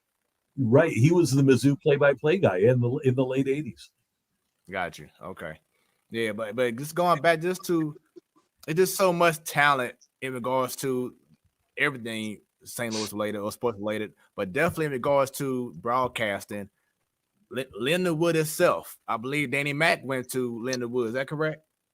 He went to Lindenwood. Scott Warman, who does pregame on Bally Sports, is a Right. Lindenwood guy. Alex Ferrario, who you've had on this show, is a Lindenwood guy. Greg Emsinger, MLB Network, another Lindenwood guy. Yeah, they've and that goes back to the experience that I talked about, guys. Is when you get that level of experience in teaching, you're bound to have success, and that's what I tell young people uh, whenever a young person asks me in high school, where should I go to college? I say, look, you're going to get experience at Lindenwood. You can go to Mizzou, but you might get a half hour on a Sunday morning at 3:30 in the morning. At Lindenwood, you can do whole games as a freshman and get that experience really quickly. Mm. Lindenwood says, let me go ahead and apply right now while we're talking. Lindenwood. Let me get it in real quick. So, talked about Bob Costas. Gotta talk about Jack Buck. Just the man, the legend himself. When you first met him, just talk about the experience of being around him during the time that he was alive. Well, if you just followed him around, you learned how to treat people the right way. And he signed every autograph. He had a kind word for everybody. He made everybody feel like they were the most important person in the room. He was incredibly generous. When my wife and I were on our honeymoon, we were in San Francisco. We went on our honeymoon a week after the wedding because I was producing Cardinal football at the time, and the Cardinals were playing in San Francisco the following week. So I'm producing the radio broadcast with Bill Wilkerson, and Jack and Hank Stram are doing the TV broadcast on CBS television. And my wife and I go to a restaurant. It's a 3-hour wait, and I said, "Well, why don't we just go for a walk?" We're walking across Wharf Street in San Francisco. We're going one way, and back the other direction is coming Jack Buck and Hank Stram. They're going to the same restaurant, and Jack says, "What are you doing here?" And I said, "We're on our honeymoon." And he talked to us for a little while and pulls out $100 bill and says, "Have a drink on me." And I thought this was unusual. And then I found out at his funeral that he gave $100 bills to people that dried his car at the car wash. That was just his standard tip was $100. So he was extraordinarily generous. And then, like I said, in terms of being a young broadcaster, I could not have asked any more when he got me to do the sportscasts. And I never even asked if it bothered him, but I would call him at home and say, "Hey, how'd I do?" And especially when I wound up doing open line, because I was the first person at KMOX, and not that I take great pride in it, but in 1990, they were a lot, and August Bush Jr. had died. August Bush III had taken over at Anheuser-Busch, and he didn't like baseball. He had no interest. And they were allowing Coleman and McGee and Ken Daly and Pendleton to walk out the door as free agents. And they sat down Terry Pendleton, who, by the way, a year later wound up being the MVP for the Braves.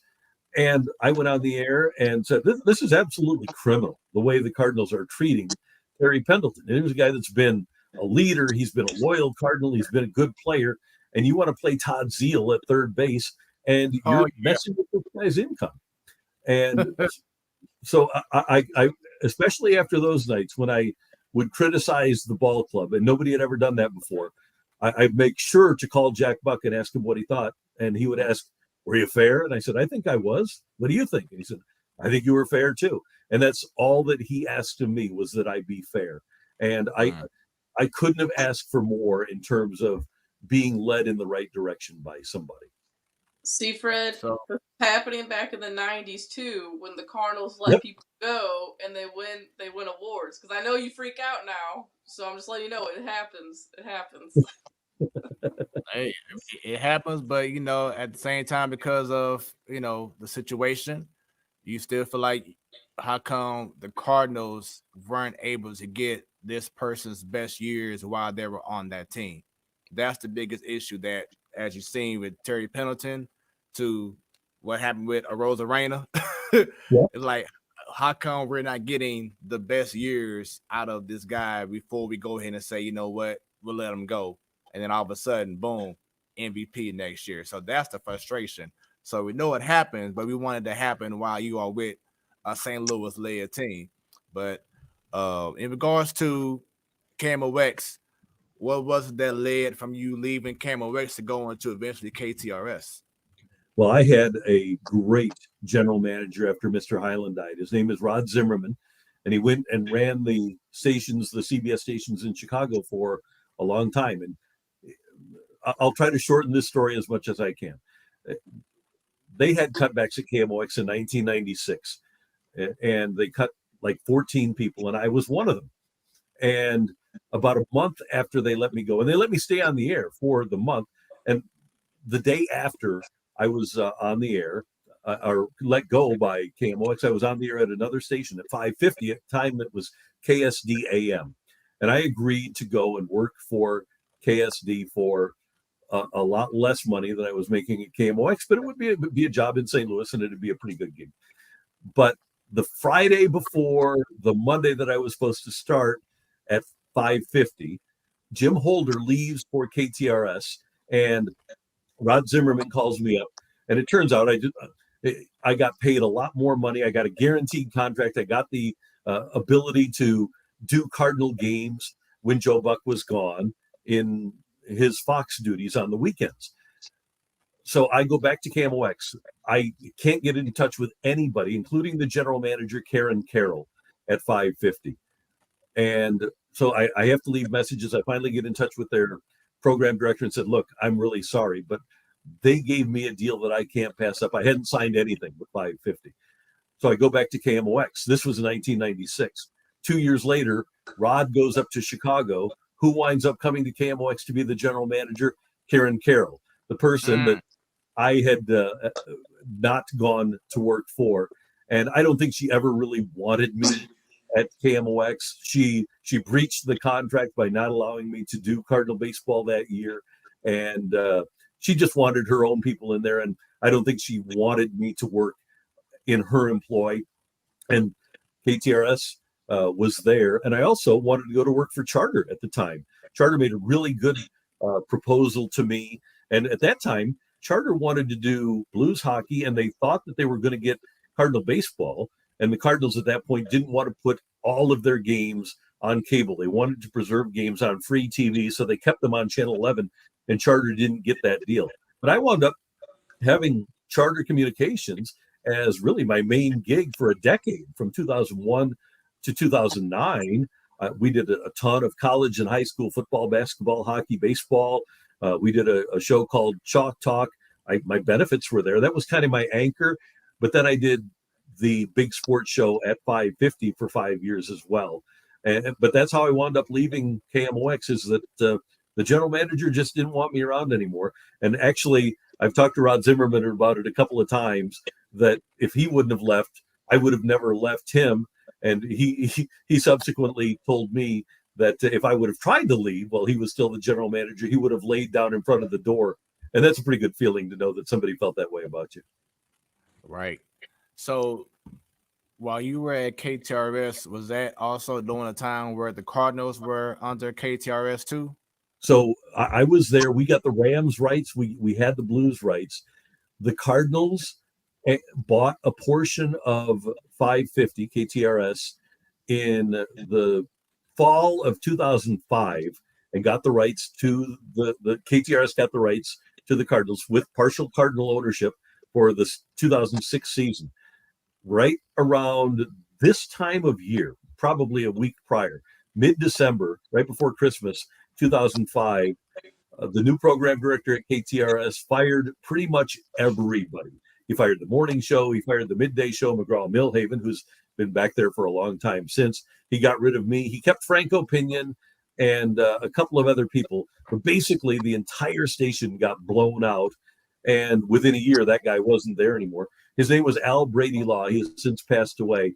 But as I was walking out after being let go by KTRS, I said to him, "Do you know this town?" He says, "What are you talking about?" I said, "Have you been to the Hill?" No, I can't say as I have. Have you been to South St. Louis? No. Have you been up north to Florissant and Hazelwood? No, I really haven't. I said, you might want to get to know this town before you let people like Bill Wilkerson and Wendy Weiss and Jim Holder and me get away. And he said, "Randy, if you knew this town so well, you wouldn't be standing there."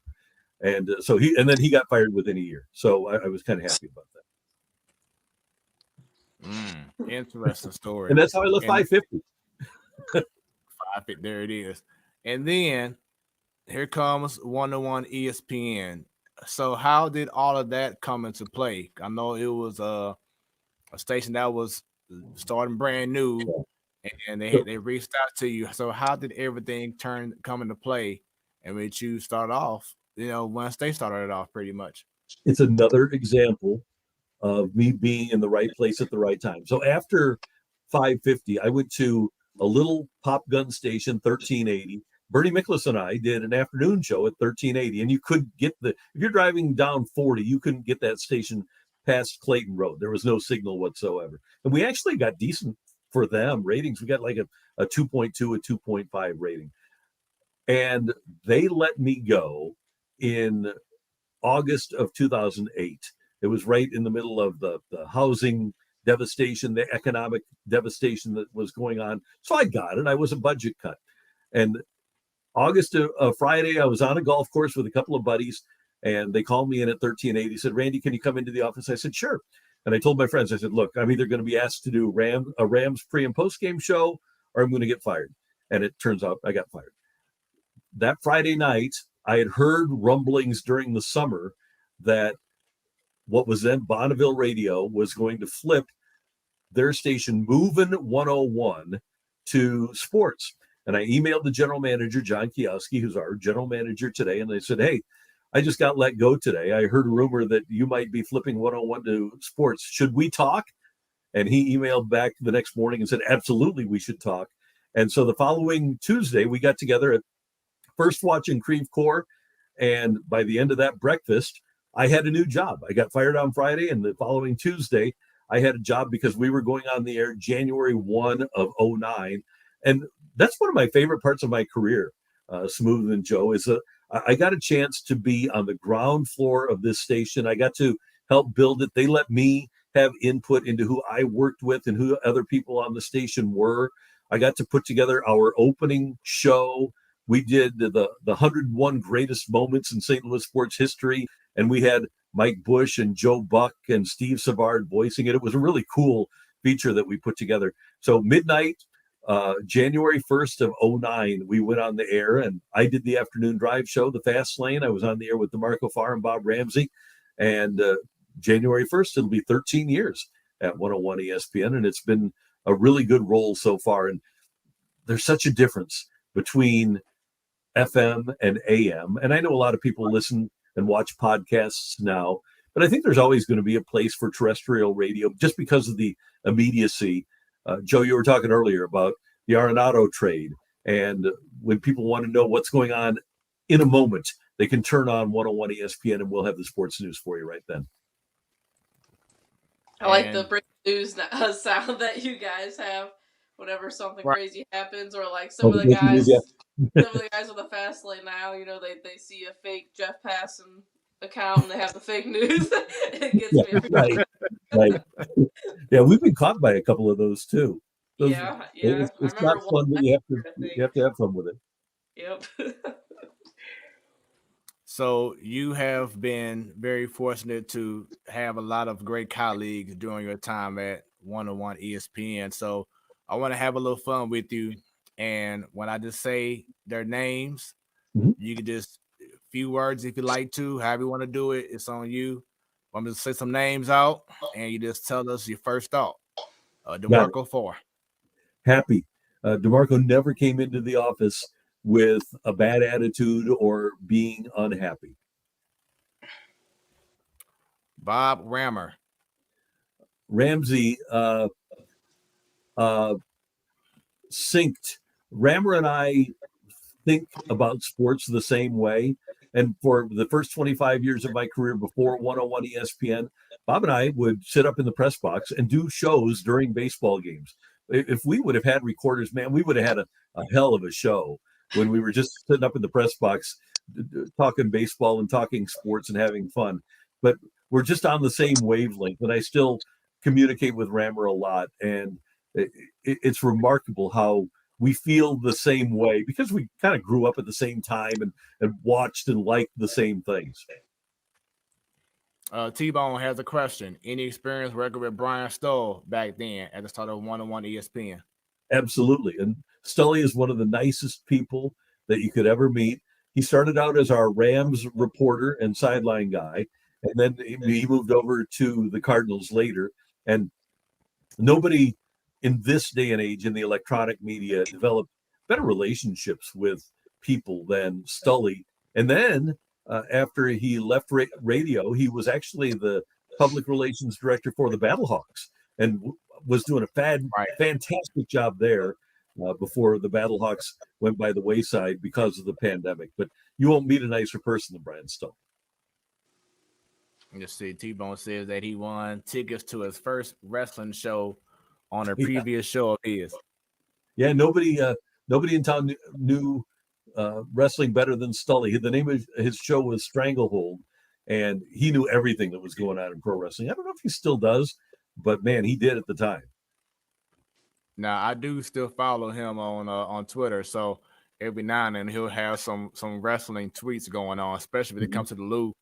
He'll have something going on his tweets and everything. So, and I'm pretty sure he's definitely excited with the Royal Rumble coming to St. Louis. It's going to be at the Dome in February. So I know he's going to be definitely there. I know Oh, yeah. St. Louis himself is definitely excited about having the Royal Rumble here in St. Louis. He also want to know if you have any memories of wrestling at the Chase. I grew up watching wrestling at the Chase on Sunday mornings. Yeah, Dick the Bruiser, Harley Race, those guys. Absolutely, I have memories, and it's interesting. Joe, I don't know if you remember wrestling at the Chase, but everybody my age, it seems like that was the thing on Sunday morning. Our parents would make us go to church, and then we'd come home. Wrestling at the Chase would be on, and then football would start in the fall. It was kind of a rite of passage for kids. And I guess it was kind of a negative because we all tried to do the moves on each other. And I'm sure there were some kids that got hurt. But yeah, wrestling at the Chase, legendary, and multiple books out about it now. Yeah, of course I remember wrestling at the Chase. My guy was Harley Race. Harley Race. Hey. So that's the story I hear from everyone. Yeah. That's what you know. Wrestling at the Chase, them great stories, Ric Flair, all of them back in the day. Great Woo! times. So Yeah, so many of those going old back to wrestlers. Yeah. say Sorry, it Smoot, again, go I'm ahead. sorry. I was just going to say, so many of the big name wrestlers that when it Right. really got big with WWE, those guys got their start traveling the country and spending a lot of time here in St. Louis because we had such a strong following. Right. So going back to more personalities, Chris Duncan. Dunk was unbelievable. He was just the most innocent, charming guy. And he was so insecure about being a radio personality when he didn't need to be insecure. You guys remember watching games with Dave Duncan and those giant binders that he would have in front of him when he was a pitching Yes. coach? Chris had the same thing. Chris had come in with binder after binder of information. And one time early on in his stint with us in the Fast Lane, he said, Randy, how do you watch every game? And I said, well, I don't watch every game. He said, you don't? And I said, no. He said, I'm taping every game and trying to watch every single game. I said, Dunk, no, you can't do that. Watch the Cardinal game and just get the highlights from the other game. You can just read the updates and get the highlights. You don't need to watch every game. And he felt really bad that he didn't have the time to watch every game. But Dunk was a guy, and man, we lost him at 38. It's just so sad. But he was emerging as a really good broadcaster, and that's something that we never would have dreamed of when he was a player, because we go into the clubhouse to interview Dunk, and he wouldn't say anything of substance to us. And we could have great conversations with him when the microphones were off. And one time towards the end of his playing career, I said, hey, why don't you ever talk like this when we have the microphones on? And he said, hey, that's not my place. He said, that's what we got Albert for. That's what we got Matt for. The Holiday was there at the time. He said, we've got all these veteran players. That's their place. It's not my place. And he wasn't saying it's not my job, but it's not my place to speak for the team because this is their team. He had so much respect for people that came before him, and even me as a broadcaster.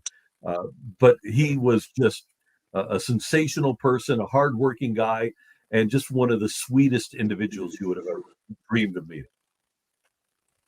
Yeah, definitely rest in peace to Chris Duncan. Yeah. And so Brad Thompson. Brad Thompson, broadcasting, he's the natural. And when Dunk got sick and was out and he had the brain surgery, we were going to audition people. And we brought in a couple of people, a couple of former Rams. And Brad came in, and I think it might have been December. And after his first couple of segments, he knew everything about every sport, and he had a great sense of humor, a great personality. He wasn't intimidated by the microphone. And I walked down the hall to our program director, and I said, we don't need to audition anybody else. We can just use this guy because he was so good. And I think one of the advantages that BT had and still has is that because of growing up in Vegas and being aware of gambling, he knew every sport. Dunk was totally focused on baseball as a kid. That's all he cared about. Didn't care about pro football or didn't know any hockey at all. And BT walked in knowing about every sport. And I don't think I've ever met a former athlete who was more prepared to get into broadcasting than BT was when he started. And obviously, you hear him on Cardinal games now. He has the ability to teach but be concise. He's very funny on the radio, has a great time. And that's a really fun show in the Fast Lane in the afternoon if people haven't heard it. But he is kind of the bell cow of that show. He makes me laugh every time I hear him on the radio. And I think a part of it is he can take what people are giving him, like he doesn't get butthurt about anything. He just goes along with it, and he has fun, and that's what I love about him. That was the cool thing about both BT and Dunk is that they were just so self-deprecating. Brad had a pretty good career, and heck, 20,000 people out of all the billions of men that have lived in the last 150 years, 20,000 or so have played in a major league game. Brad and Chris were two of them, but they were so self-deprecating. Brad's case is about his career and about allowing home runs, and Dunk with his defensive lapses. He said, you drop a couple of fly balls in the World Series, and all of a sudden you're a liability. Both really fun, and both, like you said, Joe, were more than willing to take jokes about their performance at times at the major league level.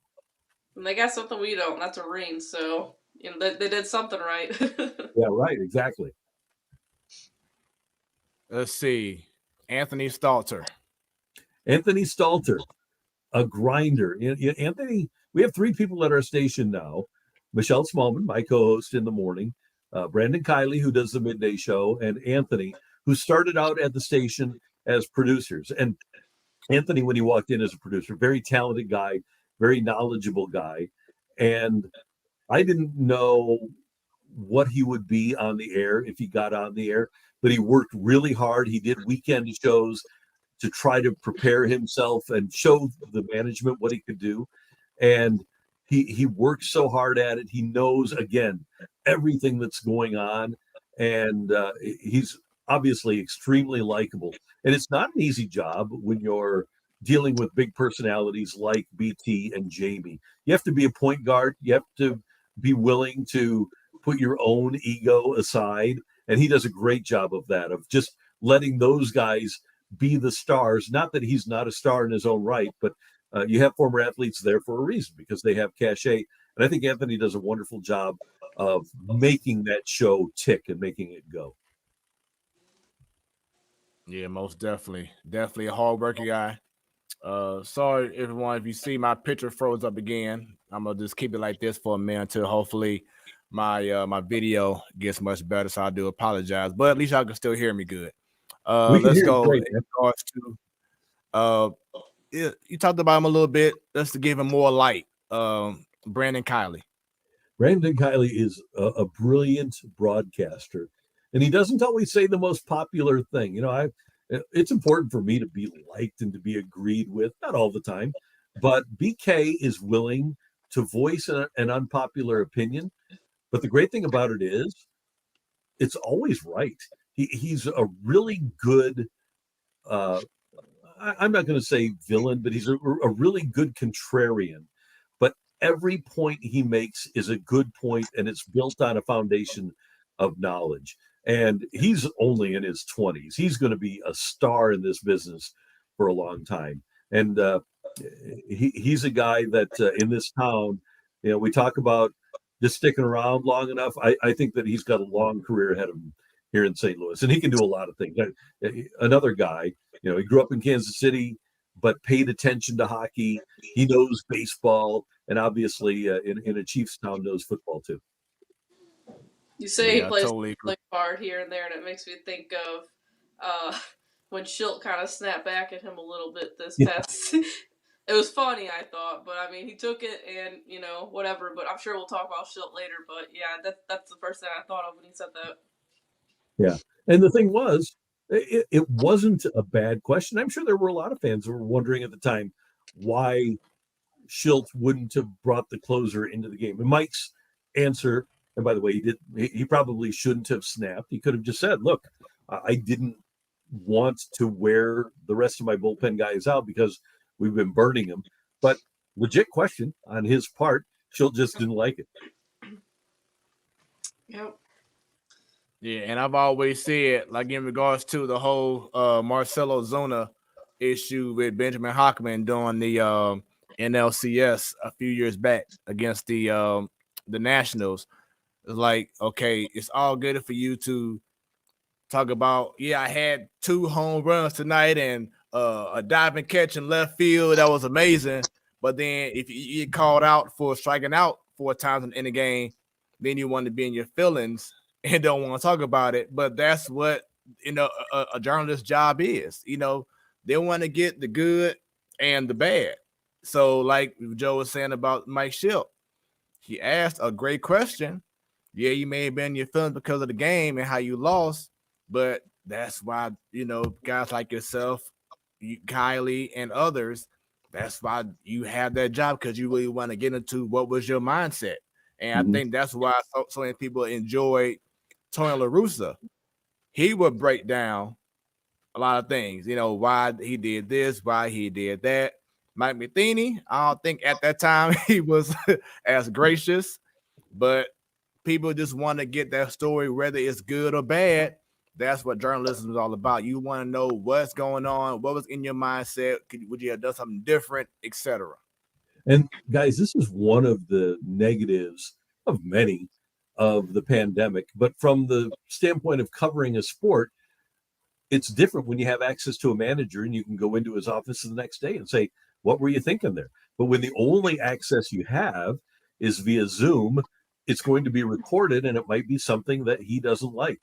Tony took every question. You're right, Smoooth. He was great about answering every question, but you could go into his office or out on the field the next day and ask him a tough question, and he always had a good answer for it. And it wasn't always something that you would agree with, but his reasoning was sound. And now there's no way, unless it's being recorded on Zoom, to get that sort of information from managers and coaches. And that's one of the real negatives. I hope that at some point, once we pass all of this, I hope we pass all of this pandemic stuff, that we get that opportunity, because I think there is an advantage to be able to tell the story, but not have the manager or the coach look bad in his telling of the story.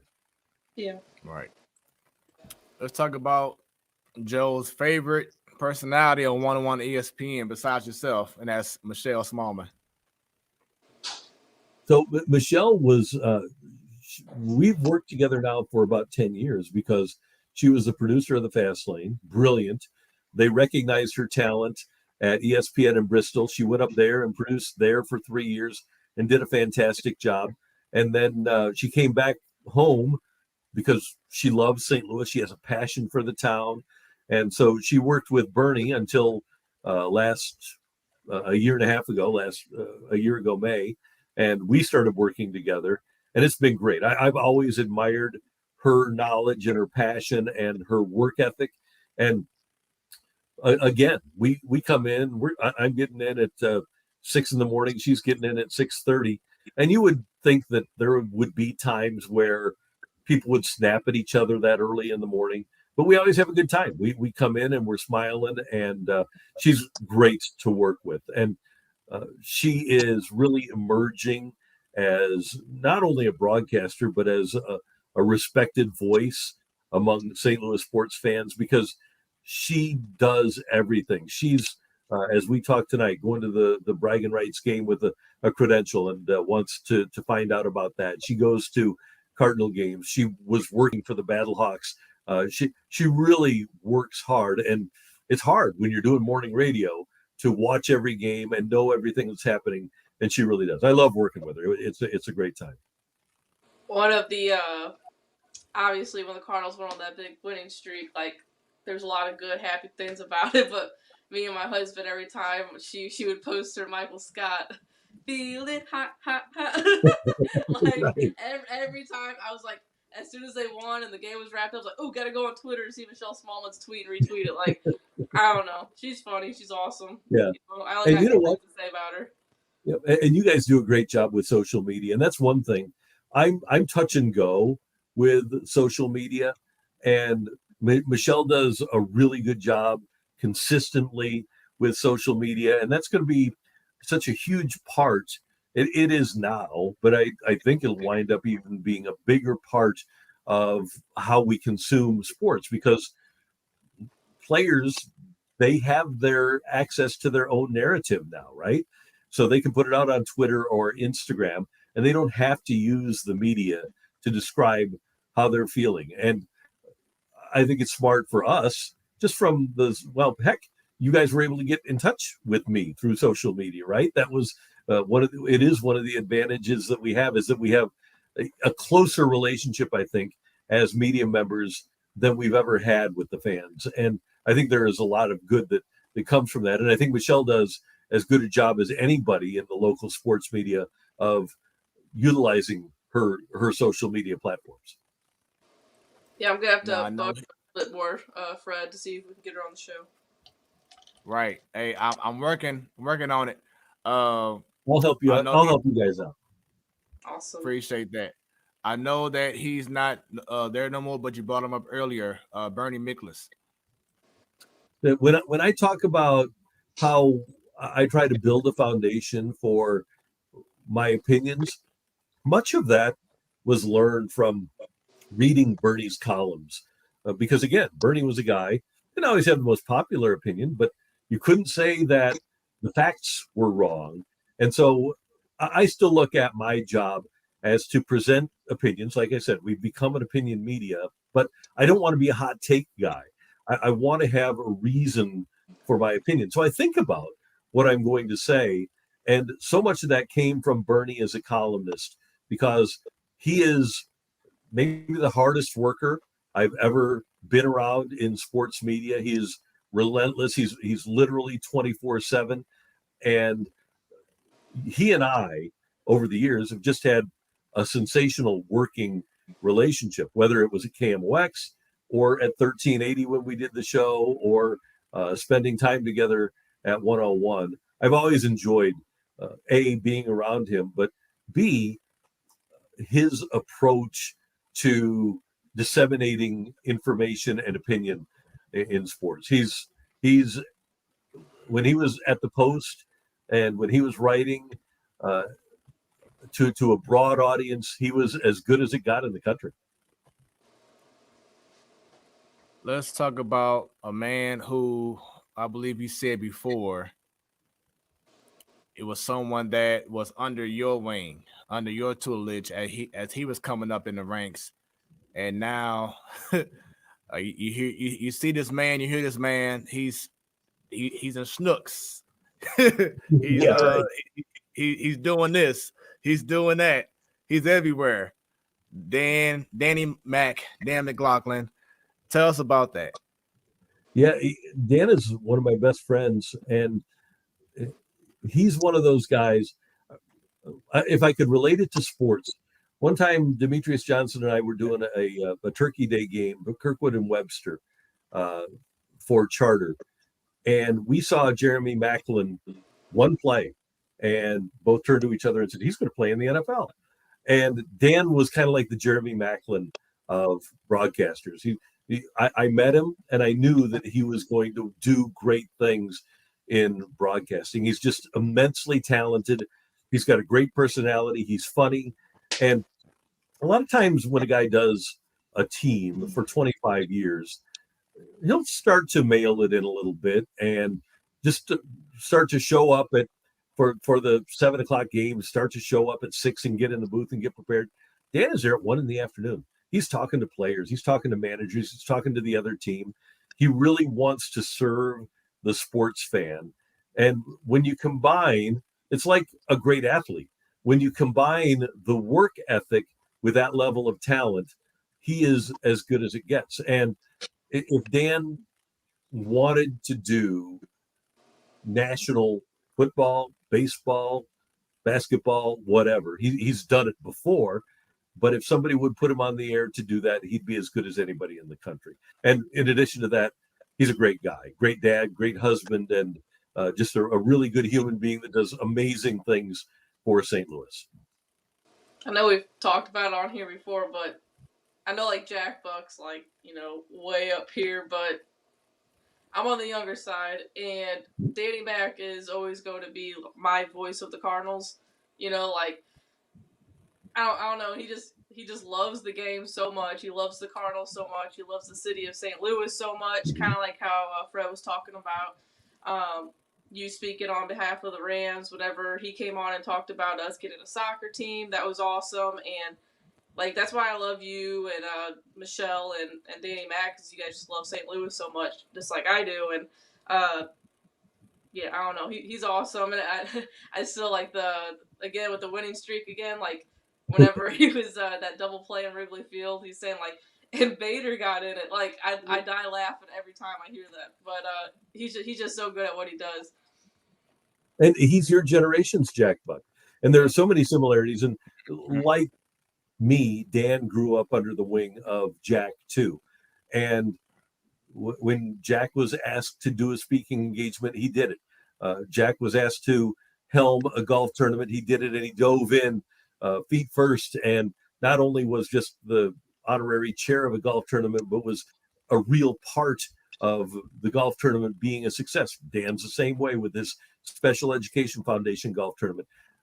I can only say good things about Danny Mac. He really, in following in the footsteps, and I'm with you, Joe, he is to your generation what Jack Bucks was to my generation growing up. And I don't think that we could ask as a community for a better successor as the voice of the Cardinals. And I know that he would never say it, but I always did. He was doing more games than anybody else. Dan was doing 150 games, and Mike Shannon was doing the home games on the radio. I think Dan's been the voice of the Cardinals for a long time. Yeah, Totally agree. I remember. Yeah, totally agree. Thinking about calling baseball in regards to the voice of the Cardinals, you have to say, in my mind now, Danny Mac, no doubt. Yeah. How do you balance radio broadcasting life and your home lifestyle? Being with family, because I know that you're married, you have kids. How have you been able to balance those two out?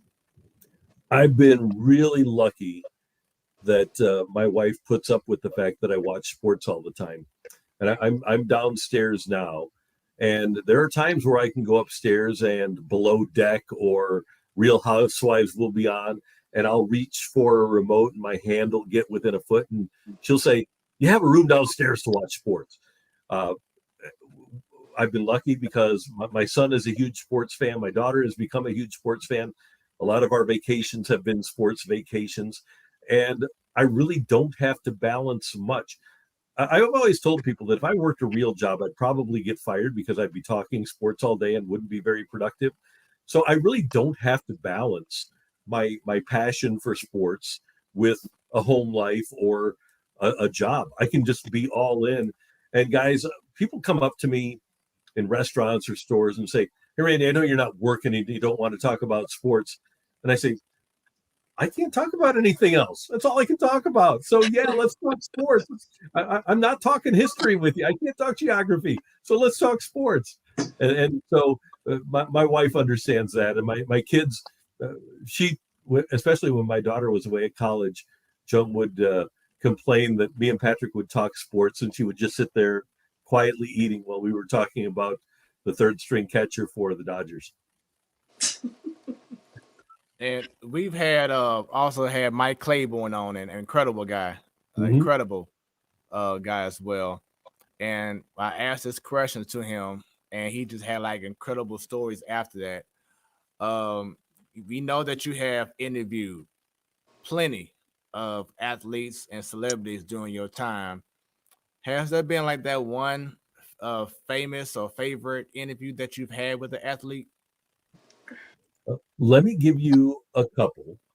And my favorite one that stands out in my mind's eye is Ted Williams, and Mm. one of the great hitters in baseball history. And I'm 23 years old, maybe 24. I guess it was like 1986. And he's coming to town for a card show, and he's offered up to me as an interview. I said, "Yeah, I'd love to interview Ted Williams." They said, "Come on out and we'll set it up for you." And I do all the research I can on Ted Williams. I read a couple of books about Ted Williams. I go, and this was pre-internet, and I'm reading clippings about Ted Williams and learning as much as I can about the guy. And one of the common themes throughout everything I read is that he hated the media and he was a jerk to the media. And so I start this interview and I start talking about hitting, start talking about the teams he played on, start talking about him winning a triple crown and not winning the MVP. And we have a great conversation that goes about 20 minutes. And we're closing in on the end. And I said, I did all this research about you. And one of the things that I kept reading is that you hated the media and that you were a jerk to the media. And I said, I'm having trouble reconciling this because you've been so nice to me. And Ted Williams says to 23, 24-year-old Randy, "Oh, I was only a jerk to people, didn't know what the hell they were talking about. You clearly know what you're talking about, so I'm going to be good to you." So that was very cool. And then the other one that I have, and it's not an interview, but it's a story. So we get the rights to the Rams at KTRS before the 2001 season. And right at the beginning of training camp in Macomb, Illinois, I go to Kurt Warner and I said, "Kurt, hey, we got the rights to the team. Would it be okay with you if I would grab you after practice on Fridays and we could do a pregame show for every game, about 5 minutes?" And he said, "Yeah, sure, no problem." And I come home from Macomb, and 5 weeks later, the Rams come home, and it's the Friday practice before their opener. And I'm thinking I'm going to have to get a PR guy to get Kurt. And I am in a media scrum towards the back, interviewing Mike Martz, and I look out of the corner of my eye, and there's Kurt Warner. We haven't talked about this in 5 weeks. And so I stop my recorder with Martz, and I go over, and Kurt said, "You want to do this?" And, "Yeah, sure." So we did it every week. We did it when he didn't have a voice before the NFC Championship game against Philadelphia. We get to New Orleans for the Super Bowl. This is the NFL's MVP in 2001. He won Super Bowl MVP in 1999. And the Saturday before the Super Bowl, this was the infamous Saturday where the Patriots allegedly spied on the Rams walkthrough. I was told that the practice would end at 11:30 and just to hang out in the Rams PR room. And at the hotel in New Orleans, Rams PR had an upper level room, and then you go down some steps and there's a lower level room. And all the PR people and all the desks and everything were in the upper level, and there was kind of a lounge area with some couches in the lower area. And I'm waiting and thinking that the practice has run long. And it gets to be about noon. I think that practice was supposed to end at 11:30. It's about noon. And the Rams PR director, Rick Smith, comes up to me and says, "Hey, you looking for Kurt?" And I said, "Yeah, I just figured that practice ran long. I'm in no hurry." He said, "He's been waiting downstairs for about a half hour." And I go Wow. downstairs and I said, "Kurt, I'm really sorry." And he said, "Oh, no problem." And Kurt, I guess he just picked up magazines and read and stuff. The MVP of the NFL, the quarterback, the day before Super Bowl 36, waited a half hour to do our 5-minute pregame interview. He was unbelievable then, and he's unbelievable now. And now he has that movie coming out, American Underdog. Is that correct? Coming out Christmas Day. Christmas Day. Yep. So shouts out to Kurt Warner. Now, who is the athlete that you have never and alive, of course, right now, that you haven't had the opportunity to have an interview with that you would just love to interview? It's Tiger. It's Tiger. And I know that Tiger is not a guy, he's reserved in dealing with the media, but I would love to have a conversation with him about his career. I wouldn't even need to talk about the off-course antics. If I could just have a conversation with him about his golf career, what was it like going through that extra round at Torrey Pines with his leg broken and his knee torn up and beating Rocco Mediate? What was it like to go through that stretch in the Tiger Slam when he had all 4 trophies at once? What did that feel like from a dominance standpoint? What was it like being an African American at the age of 20 to win the Masters in 1997? I think there's so many stories that I would like to know how Tiger feels. And he's not one to share his feelings, but I would love to be put in a situation where I could talk to him for a half hour just about golf. And if he wanted to get into the other stuff, fine. But I would just love to talk to him about his career. And I know Joe and I, before I brought you into the show, we were talking about, nerves and etc. Like I had Larry Hughes on last week, great interview, then having you on. So of course you may have either the nerves or the goosebumps or just being so excited to have a certain person on the show. Do you still get those goosebumps when you talk to certain athletes now? I really don't anymore. And I think it's because I was so lucky at such a young age to interview people like Ted Williams and like Henry Aaron and Joe Montana and just the biggest names in sports. And I've been around so many of them, and now I'm older. And so they're people. And I want people, I want to treat people well. I want to make them comfortable when they're in an interview setting. And so I get excited. I'm not saying I don't get excited about interviews, but there are no nerves when I get into an interview setting. Gotcha. And I definitely understand because, as you said before, you've interviewed the best of the best from your many, many years of experience. So LeBron James come calling you like, okay, let's go. Yeah. And again, I've been so lucky because when I was getting started, I in that locker room in the 80s, I'm able to develop relationships with people like Ozzy, who's a good friend. And I wound up actually doing a weekly show with Ozzy Smith and guys like Terry Pendleton and Vince Coleman. And then when the Rams got here, Isaac Bruce is an absolute prince. I adore Isaac Bruce. And then the greatest show on turf. It's interesting, guys, when Isaac went into the Hall of Fame this summer, I hadn't seen some of these guys in 15, 20 years. And obviously, we see Isaac on a pretty regular basis. We see Kurt on a pretty regular basis. But Toby Wright, who was a really good player, had his career shortened by injury.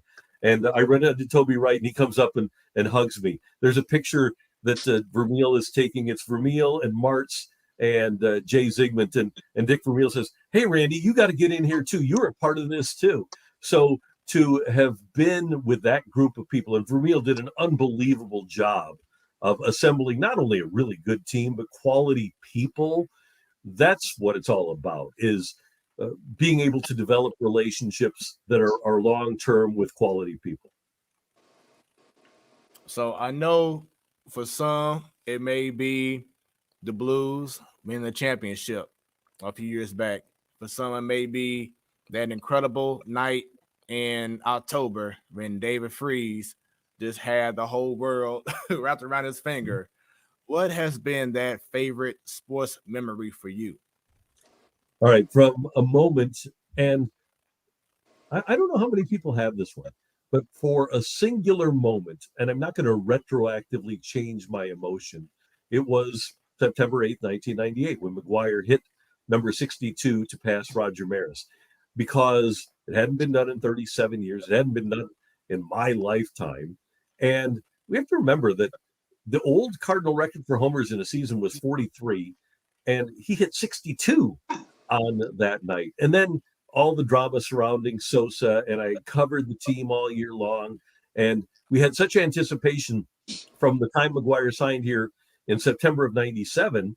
On opening day, people were talking about McGuire breaking Maris's record. And the way the Cardinals put it together that night, I've got a photo in my other room here of the fireworks going off and the streamers coming down. And then after the game, he hit 62, and the Cardinals give him the red 62 Corvette. That was just a really cool night. And I can still see the swing and see the ball going over the fence and see him missing first base. I was in the KMOX booth right next to Mike Shannon, called that home run. And I can still see that one in my mind's eye. And then a close second place for me is the first NFL playoff game. And this is what I've been at, because I wasn't at Game 7 for the Blues in the Stanley Cup. A close second for me is that first NFL playoff game when Isaac Bruce scored on the first offensive play, the 77-yard touchdown pass from Warner against Minnesota. And you talk about electric. There's never been a place more electric than the Dome was when Isaac crossed that goal line. Which event or moment would you say was worse? Was it the Cardinals, the St. Louis Cardinal football team leaving, or the Rams? For me, it was the Rams, because I thought it was a fait accompli that the league would allow the football Cardinals to leave. And the league gave us no indication. I shouldn't say us. They didn't give the people that I was talking to that were in the midst of trying to get the stadium built here any indication that they weren't going to abide by their rules. So it was kind of a stunner for me, not when I got to Houston that morning, but in the days leading up to the fact that the vote of the Rams leaving. That was a real gut punch, because I had so much more respect for the NFL before that. And I thought that they would do the right thing, and I thought that they would abide by their rules. And to see them trash us and then flaunt their rules in our face and say, no, they're just suggestions, not rules, that was really troubling for me.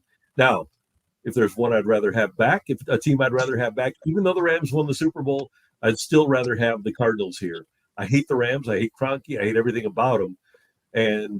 But it still hurt me more when the Rams left and the Cardinals left. So, doing the intro, I already brought up that incredible speech that you had at the Peabody at the time, now the Stifle Theater. I want to talk about that moment, that night when I believe you traveled to wherever the meetings were, that fateful night in January where the league decided the Rams were going to go to LA, how it was earlier talks that Carson was going to be involved in it, or at first the owners didn't approve of it. So we're like, oh, okay, we good. But then wait a minute, a second meeting is gonna happen, and then they eventually voted for the Rams to go to LA. But you were there, and I was downstairs in my old home, just like in shock, sadness. I know a lot of other people were as well. But like I said, you were there. How hard was it for you to hone your emotions and feelings, even when I know Cronky was like right in front of you, you asking questions, from a St. Louis standpoint, but how did it feel for you to have to hold all that in and still trying to be a journalist, knowing that you pissed off about what's going on right now or at That's that time? that's a great question, because I've thought about this, and I don't know why, but I just got into, for most of that day, I got into reporter mode, and there was no real emotion. I was just reporting a story, and I didn't really have any emotion until I got a hold of Kevin Demoff for a one-on-one, and I was pissed at him. I kind of took it out on him, and he deserved it. But throughout that day, the 5-1 vote reported that happened, and that the only vote had been by Clark Hunt against the he voted against the Carson Project. By the way, he voted against the Carson Project because I think he was probably right. He didn't want to take the chance on LA supporting two teams, let alone one team. He didn't think that LA could support one team, but he had to vote for one or the other.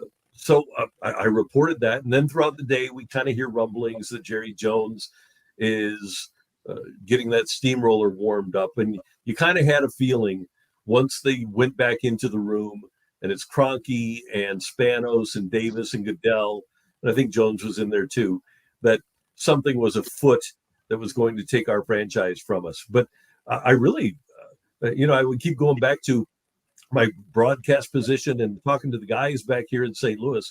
And it is, looking back, weird that I didn't really get overly emotional or upset about it until this was after Kroenke's press conference and after the vote had been taken, where I had that brief interview with Demoff.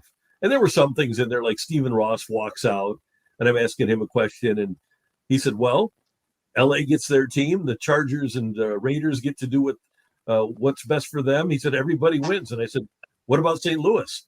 And he said, well, almost everybody. And then just walks out the door on me. And Jerry Jones couldn't have been a bigger jerk at that his press gathering. But what are you going to expect from Jerry Jones, right? Yep, that's crazy. Yeah, I can just only imagine, how you felt, like I said before, being there and seeing all those liars right in front of you. I was in the zone. I was in the reporting zone. And it was kind of weird because I think everybody there, Marty Kilcoyne was there, Frank Cusimano, Jim Thomas writing it for the Post-Dispatch. I think all of us there were kind of in the same mode. And then we all got pissed off after the press conference was over. But even Martin was pretty tough on Kroenke during the press conference there. And they weren't going to call on me because of what had happened at the town hall meeting. There was no way that they were going to allow me to go after Kroenke. But Kilcoyne and Cusimano were both great in that press conference asking their questions. But they asked their questions in a really measured, fair way, but also with words that were kind of piercing. So that part of it was pretty good. So let's get to some current events going on right now. I know Joe has some questions. So before we get to that, do you feel that there's any chance, that because now we have the MLS coming, in a year or two now? Any chance that the NBA can ever come back to the Lou? I think there's a better chance of the NBA coming back than there is of the NFL coming back. I know there's people in town that are interested in an NBA franchise. And it doesn't look, I kind of thought a few years ago that the Pelicans might be up for grabs, but they're going to be sold to New Orleans interest. So I don't see them going anywhere. I know Memphis has been talked about, but I think if we get a team, it's going to have to be an expansion team. I know that there are interested parties in bringing the NBA back to St. Louis. I don't know how the league feels about St. Louis, though. From a corporate perspective, that would be my question. I don't have any doubt at all that St. Louis fans would buy tickets to support an NBA franchise. But do we have enough corporate oomph now to support the Cardinals, who are very well supported corporately and deservedly so, the Blues, and the biggest corporations in town own a part of the Blues, and MLS, where you have enterprise and worldwide technologies there as well? That would be my only question. Do we have the desire to support an NBA franchise from a corporate perspective? But I think that we would have well-financed ownership. We obviously have a good enough building, and we do have the largest TV market without an NBA franchise. So I think there's a lot of positives to St. Louis. And I was going to ask you, but I think you just already answered it. Do you feel if we did get an NBA team, we would need to have a whole new arena, but you feel the Enterprise Center should be good enough? Yeah, I think the upgrades to the Enterprise Center, part of what they wanted to do was make it NBA worthy. And one of the reasons that they did the upgrades was because John Calipari came into town with Kentucky one time during an NCAA regional and said, hey, we can never do an SEC tournament here with the way this building is. And that's one of the reasons that they did the upgrades a few years ago to Enterprise Center. And the locker rooms are NBA quality now. The court, the seating area, the luxury areas, the suites. We've got everything that a big-time NBA franchise with a big-time building could ask for. This is a big-time building in downtown St. Louis. Yeah, I definitely agree. The upgrades are amazing. So shouts out for them to finally make that happen. Why do you feel there's always been in the loop issues in regards to trying to rehab buildings or build new buildings, like the issue we have with the MLS? You know, there was an issue with the governor not trying to, the prior governor not trying to approve it. Why has it been that St. Louis is such a big sports town? The support is crazy, but when it comes to trying to rehab or build new things, it's always something that is always an issue, pretty much. Well, I think part of it is the fact that we aren't unified as a region, that St. Louis City and St. Louis County are separate. When Indianapolis, they were in the same situation, and about 40 years ago, they came together as one. So now there's not an Indianapolis County and an Indianapolis City, it's just Indianapolis. And financially, the tax money can all go into one entity that is Indianapolis. And so they're able to build Lucas Oil Stadium, and they're able to build their basketball arena, and they're able to lure the NCAA to that town. Same thing with Kansas City. Kansas City isn't separate. They don't have a separate city and county. And we're in a situation where we have a lot of people in the county that don't want to fund entities that are across the border into the city of St. Louis, which I think is stupid.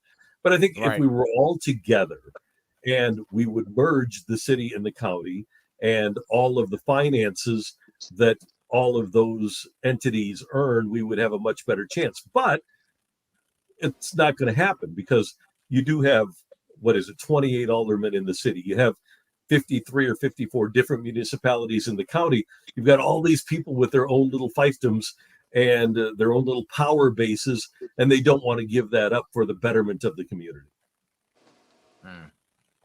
Once again, this is the platform. Oh, I'm sorry. Go ahead. Yeah. It's frustrating from a sports standpoint, but and it's not just a sports standpoint. That's a big part of the reason that St. Louis is falling behind cities like Omaha, Nebraska, and like Nashville. Tennessee, yeah. You agree? Yep, totally agree. And then, like you said, Indianapolis, they booming. Nashville, they booming. Even Kansas City, they booming. They got that Sprint Center, and they just been going crazy with it ever since then. Like the whole region had just been bananas. We just hope that we can just get together and stop all the divide, and let's come together for the better cause. Because when we do bring sports together, that's when we really show out and great things happen. Yeah. You're preaching to the choir. We're on the same page. Right. Once again, this is the Platform Sports Talk Show, your Wednesday night sports delight. I am your boy Smoooth, along with Jobo. and special guest. Randy Karraker, great to have you have me on, guys. I really do appreciate it. Joe, what are we going to talk about? Yeah. All right. Well, my first question is just a funny, goofy one because you got so much heat about it. But Logan Brown or Rob Tom? Oh, I did get a lot of heat about that. Now, here's the thing. Until they lost the other day, the Blues have been 5-0-1 with Robert Thomas out of the lineup. And I love Rob Thomas. I think that he has a chance to be a really good player. But my point is that when the team is healthy, with the coach that they have, and a coach that loves players that play a big, heavy game, and the fact that Ivan Barbashev is so effectively centering the Russian line, when everybody's healthy, O'Reilly's going to play, Shen with the contract is going to play, and they like him better at center than at wing, and you have to play Barbashev at center, and Thomas isn't good enough to be a fourth line center. Sundqvist has to be your fourth line center. So what do you do with Robert Thomas? And there's a lot of people that think that Robert Thomas is an all-star quality player. I think he has all-star quality talent, but he hasn't performed like an all-star yet. And he's taken 38 shots this year and something like 460 minutes. He's a really good assist guy, and he's become a pretty good face-off guy, but he doesn't have the all-around game or bring the elements of the game that an O'Reilly brings, who's a Selke Trophy winner, or a Shen brings, who brings some grit and toughness that nobody else on this team brings. So I'm just wondering, what I said on Twitter was, I think that Chief Craig Berube has a conundrum on his hands, because I don't know when everybody is healthy how Robert Thomas fits in. And people went crazy saying, oh, you can't play Logan Brown ahead of Robert Thomas. Well, Logan Brown is 6'7" and 230 and is like the quintessential Craig Berube player. And he's nearly a point a game guy. I don't know how you don't play him. Yeah, my husband was one of those guys, I think, that commented on your tweet. A lot of people did. And that's the great thing about sports, is that we can have those conversations and everybody can walk away smiling. Yeah, no, I know he knows a lot more about, like, when the Blues were up and coming. So, like, when Rob Tom came up, he was saying, he was that point per game type guy, assist type guy, which he was until he got hurt. But yeah, I mean, I love Rob Tom, but I like Logan Brown as well. But I just thought it was funny because you got so much heat on that on Twitter. Do you talk to players, the visiting players, or have you talked to visiting players, like whenever we played other teams? Because of COVID, unless I join in a Zoom, I just don't have the ability to do so. That's something that I always like to go down to the ballpark and just, especially guys that I knew that had played here before, managers or coaches that I knew, I loved to stop by and see them. But I haven't seen a player from a visiting team now in a couple of years. It's been since before the pandemic. I might have gone down to see somebody on another team when the Blues were playing, but it's been a long time. I was just asking because, like, I don't know if you heard it from the beginning, but I'm an Astros fan. I'm sorry about that. But have you ever talked to Craig Biggio before? You know what, Joe? And you should be proud to be an Astros fan. They had two incarnations of that franchise where they were the best team to deal with in the whole league. And there was one team that had Kevin Bass and Bill Doran and Caminetti, just great guys. And then that team that you liked with Biggio and Bagwell, those guys were great to deal with. And I loved them. And even when the Cardinals and Astros had the big rivalry, I never had a dislike for those guys. I remember specifically going down there one time with those guys. It was when Matt Morris was coming off of Tommy John surgery. And I think it was the 2000 season. And he's throwing 98, at least on the gun. And I go down specifically to find those two guys because they both struck out against Morris. And I said, was that a legit 98? And they were saying, oh, yeah, that's a legit 98. But those were guys that you wanted to go down and talk to because they're just such legitimately nice human beings. They were that was a really, it must have been fun in Houston to cover them on a daily basis. And by the way, Berkman too, the Killer Bees. That was a really fun group of guys. And I love, not only do I love the Biggio jersey, but I loved the rainbow jersey too. I'm one of the few that I'm not a jersey guy, but I love that one. Yeah, that one's my daughter's. I did every time she turned a certain month, we'd get a jersey for her. So I mean, I got that matching Biggio jersey as well. But yeah, you know, it's kind of like you were mentioning how McGuire, you know, is one of your favorite memories.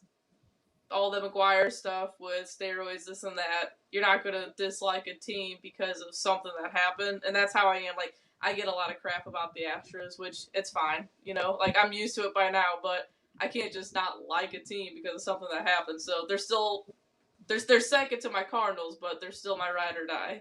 Well, and you know what? At the end of the day, and feel free to use this, and I certainly don't approve of what they did, and they did get an advantage. But even if you know what pitch is coming, you still have to hit it. And they've continued to hit, much as we might hate to believe it. They were in the World Series in 2019, right? And they were in the World Series in 2021. So they're doing something right. And as much as we might not like it, there's a lot of legitimately talented players on that team that probably didn't need to do what they did. But at the end of the day, they hit the ball and they've got their rings. Yeah, kind of like how you said, it's hard to hit a curveball. So when and if baseball comes back, is Wednesdays with Wayno coming back? I would think it will. We have a great relationship with Adam. He is so he's just so into that foundation and loves to help it out. And I think we help the foundation out. So I hope so. And he's just such another good guy. He's one of my favorite people. If you ask me for my top 5 people that I've met in sports, he's right there at the top of the list, just a prince. And so I hope we have him back. That's what I was saying. My uncle's a big Orioles fan, has been his entire life, and he hates the Cardinals. Like, you know, that's just the thing. He hates the Cardinals, and I want to tell him, like, Adam Wainwright is just a good human being. I think you would love to, like, sit down and have a conversation with him, because every time he's on with you guys, you learn something new about him and just makes you love him even more.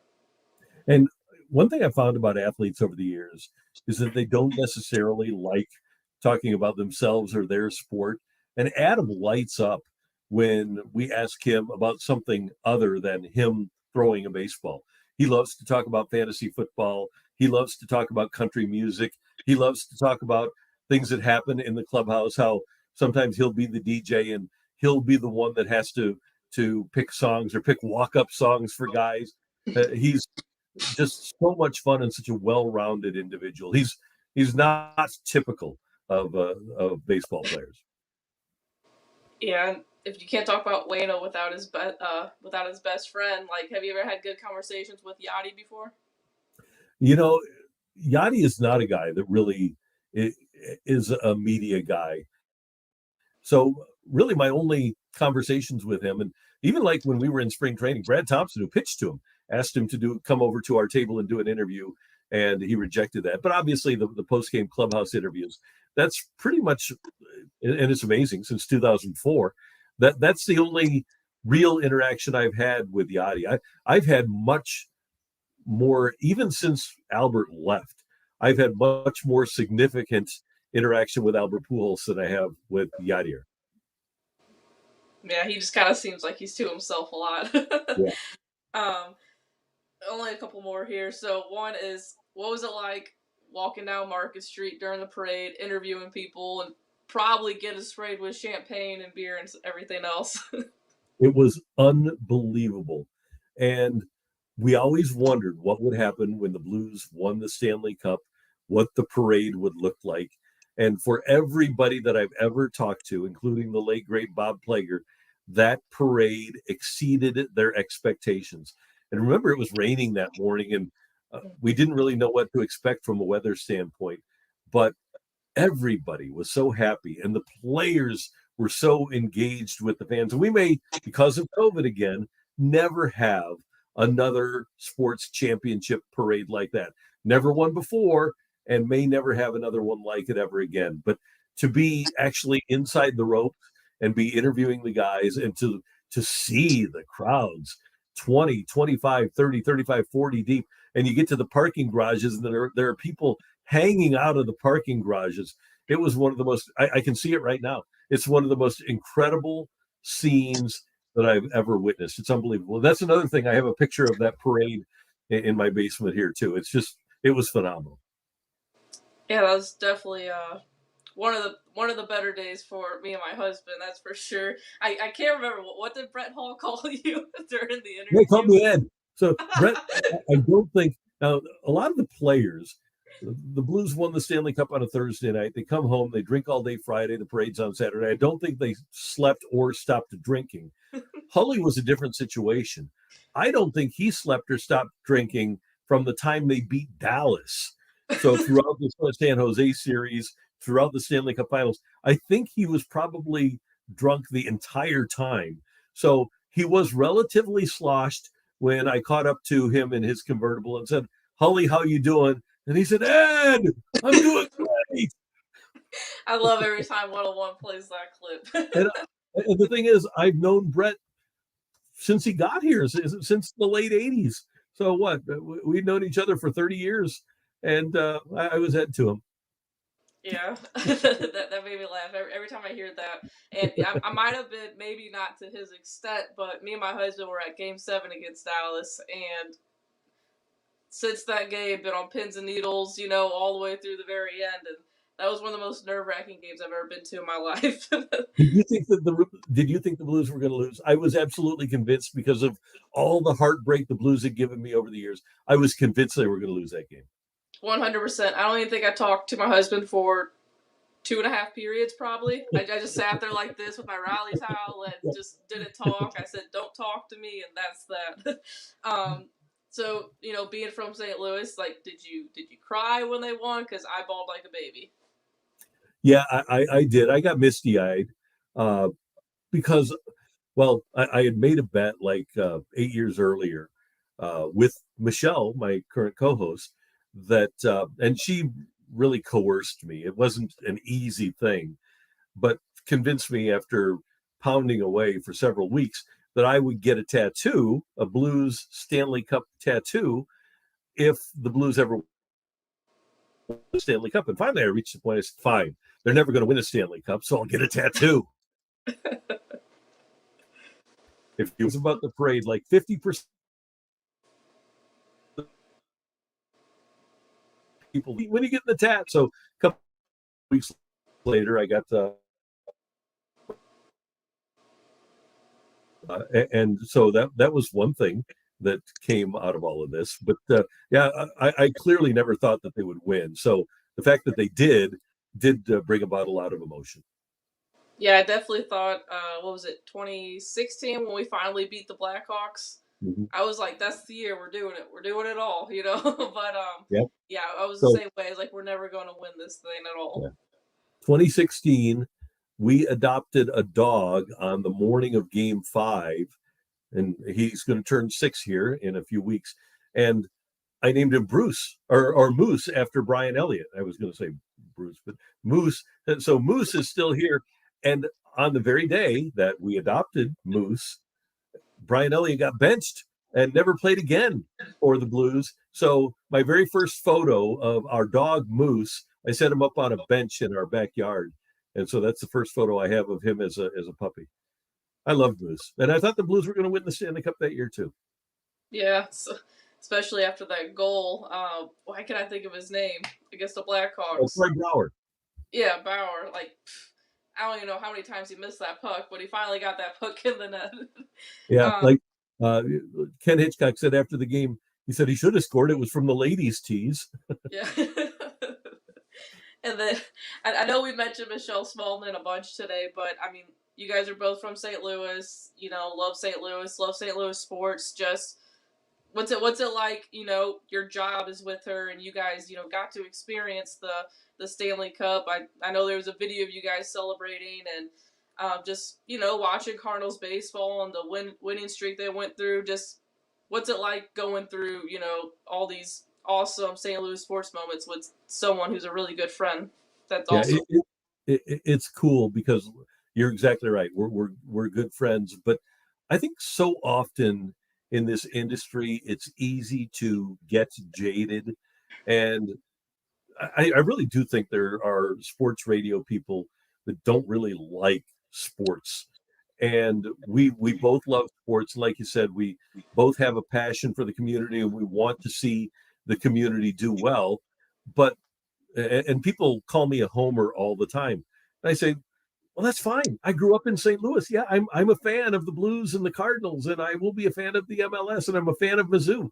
I'm not going to be rooting for the Padres. I'm not going to be rooting for the Dodgers. It's just not going to happen. I'm going to root for my hometown teams. Yes, if you want to call me a homer, guilty as charged. And Michelle's the same way. And so when our teams succeed, we are invested. And I think just as important is that when things aren't going well, we share the sorrow and the angst that the fans here in St. Louis feel. What we do, and we both share the same philosophy, is that we're kind of a vessel, we're a conduit from the fans to the teams. And hopefully we do a pretty good job of reflecting the way most fans feel on any given day. Yeah, definitely do, at least for me. I will say one thing, I was like, probably because I'm an Astros fan, but you guys were okay with Kevin Kiermaier snatching the plays from, if I can't remember who they were playing against, and I was like, oh, That was come on, Toronto, right? you can't be okay with that, but then hate the Astros. Well, the thing was with Kiermaier, it clearly had to be spontaneous. I think there was a level, not a level of, the entire Astro situation was so premeditated.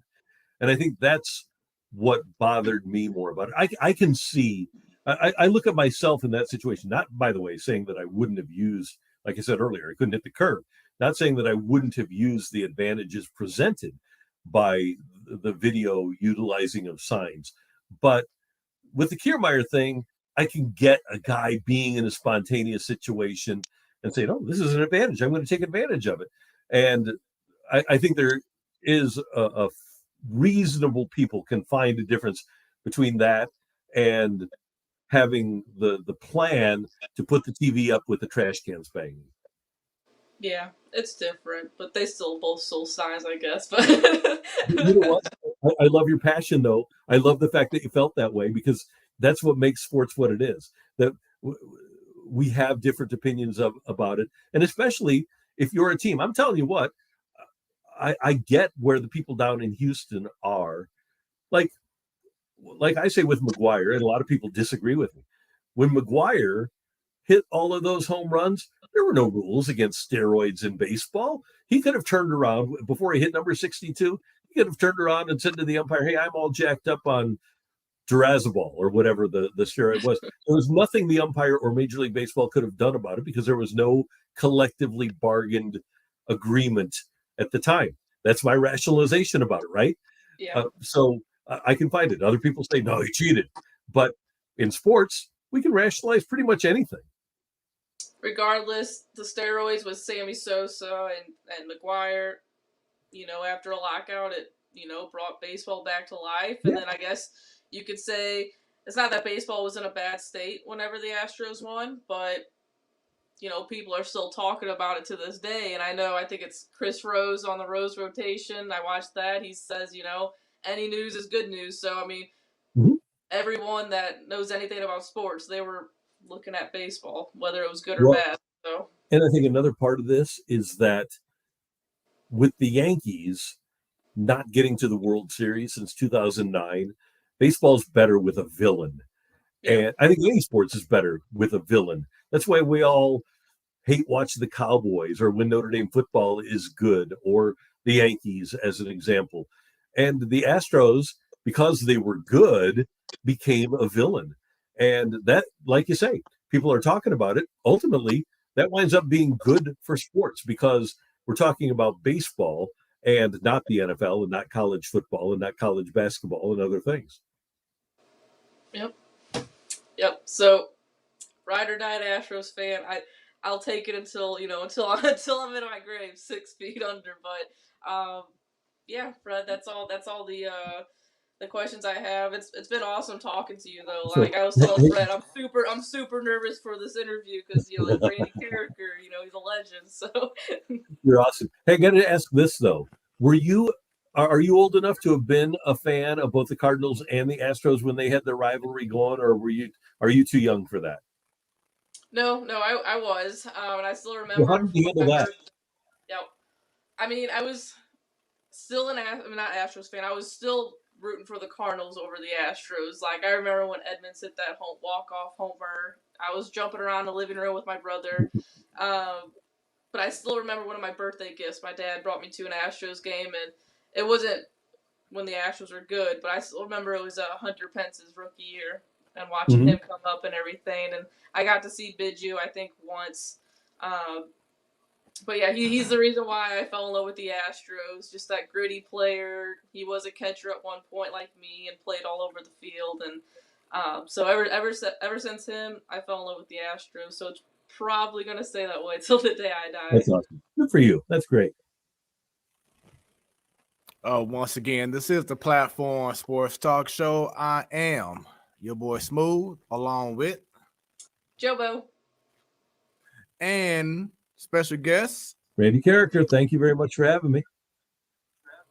Definitely a pleasure. Before we let you go, do a little one-word association. The name, people, teams, whatever it is, the first word to come out of your mouth, from your mind. Let's have fun with it on the Platform Sports Talk Show. You ready? Ready. All right. Tom Brady. Winner. The New England Patriots. Cheaters.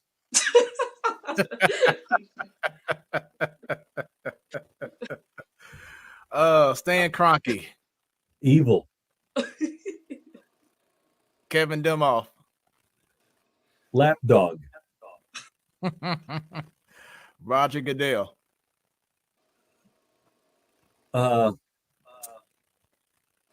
Greedy. Adam Silver. Smart. Now, question real quick. If Adam Silver was a of baseball, how you feel baseball would be right now? I think baseball would be infinitely better if Adam Silver were in charge because he has common sense and he operates. I watched the press conference yesterday on ESPN. He runs that league with common sense, which is all you need to do. Right. All right. Going back. Marshall Faulk. Talented. Torrey Holt. Nice. Oz Hakeem.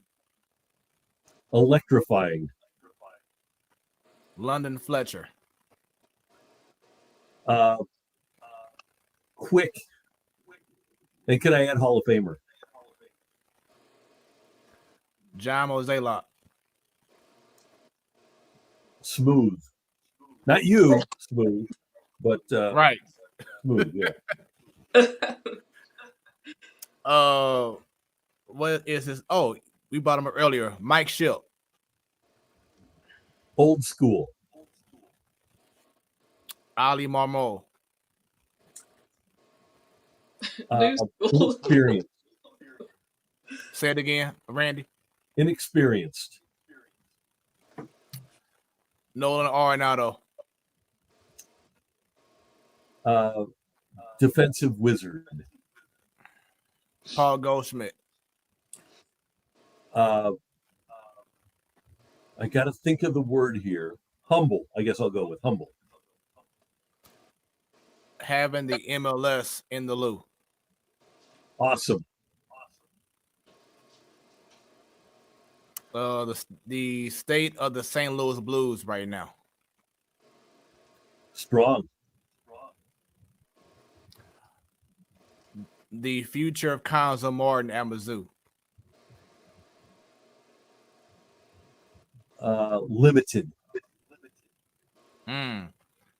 The future of Eli Drinkowitz at Mizzou. Locked in.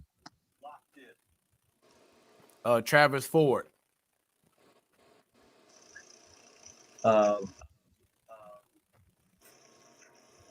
Logical. I feel that. So that was it for the one word. Going back to who did I ask you about earlier? Because I had a backup question about that before we go. In regards to the Blues, is it inevitable now that the Blues should just go ahead and re-sign Chief Craig Berube? Be inevitable. I can't believe they haven't done it already. Although they didn't sign him until well after they had won the Stanley Cup in 2019 either.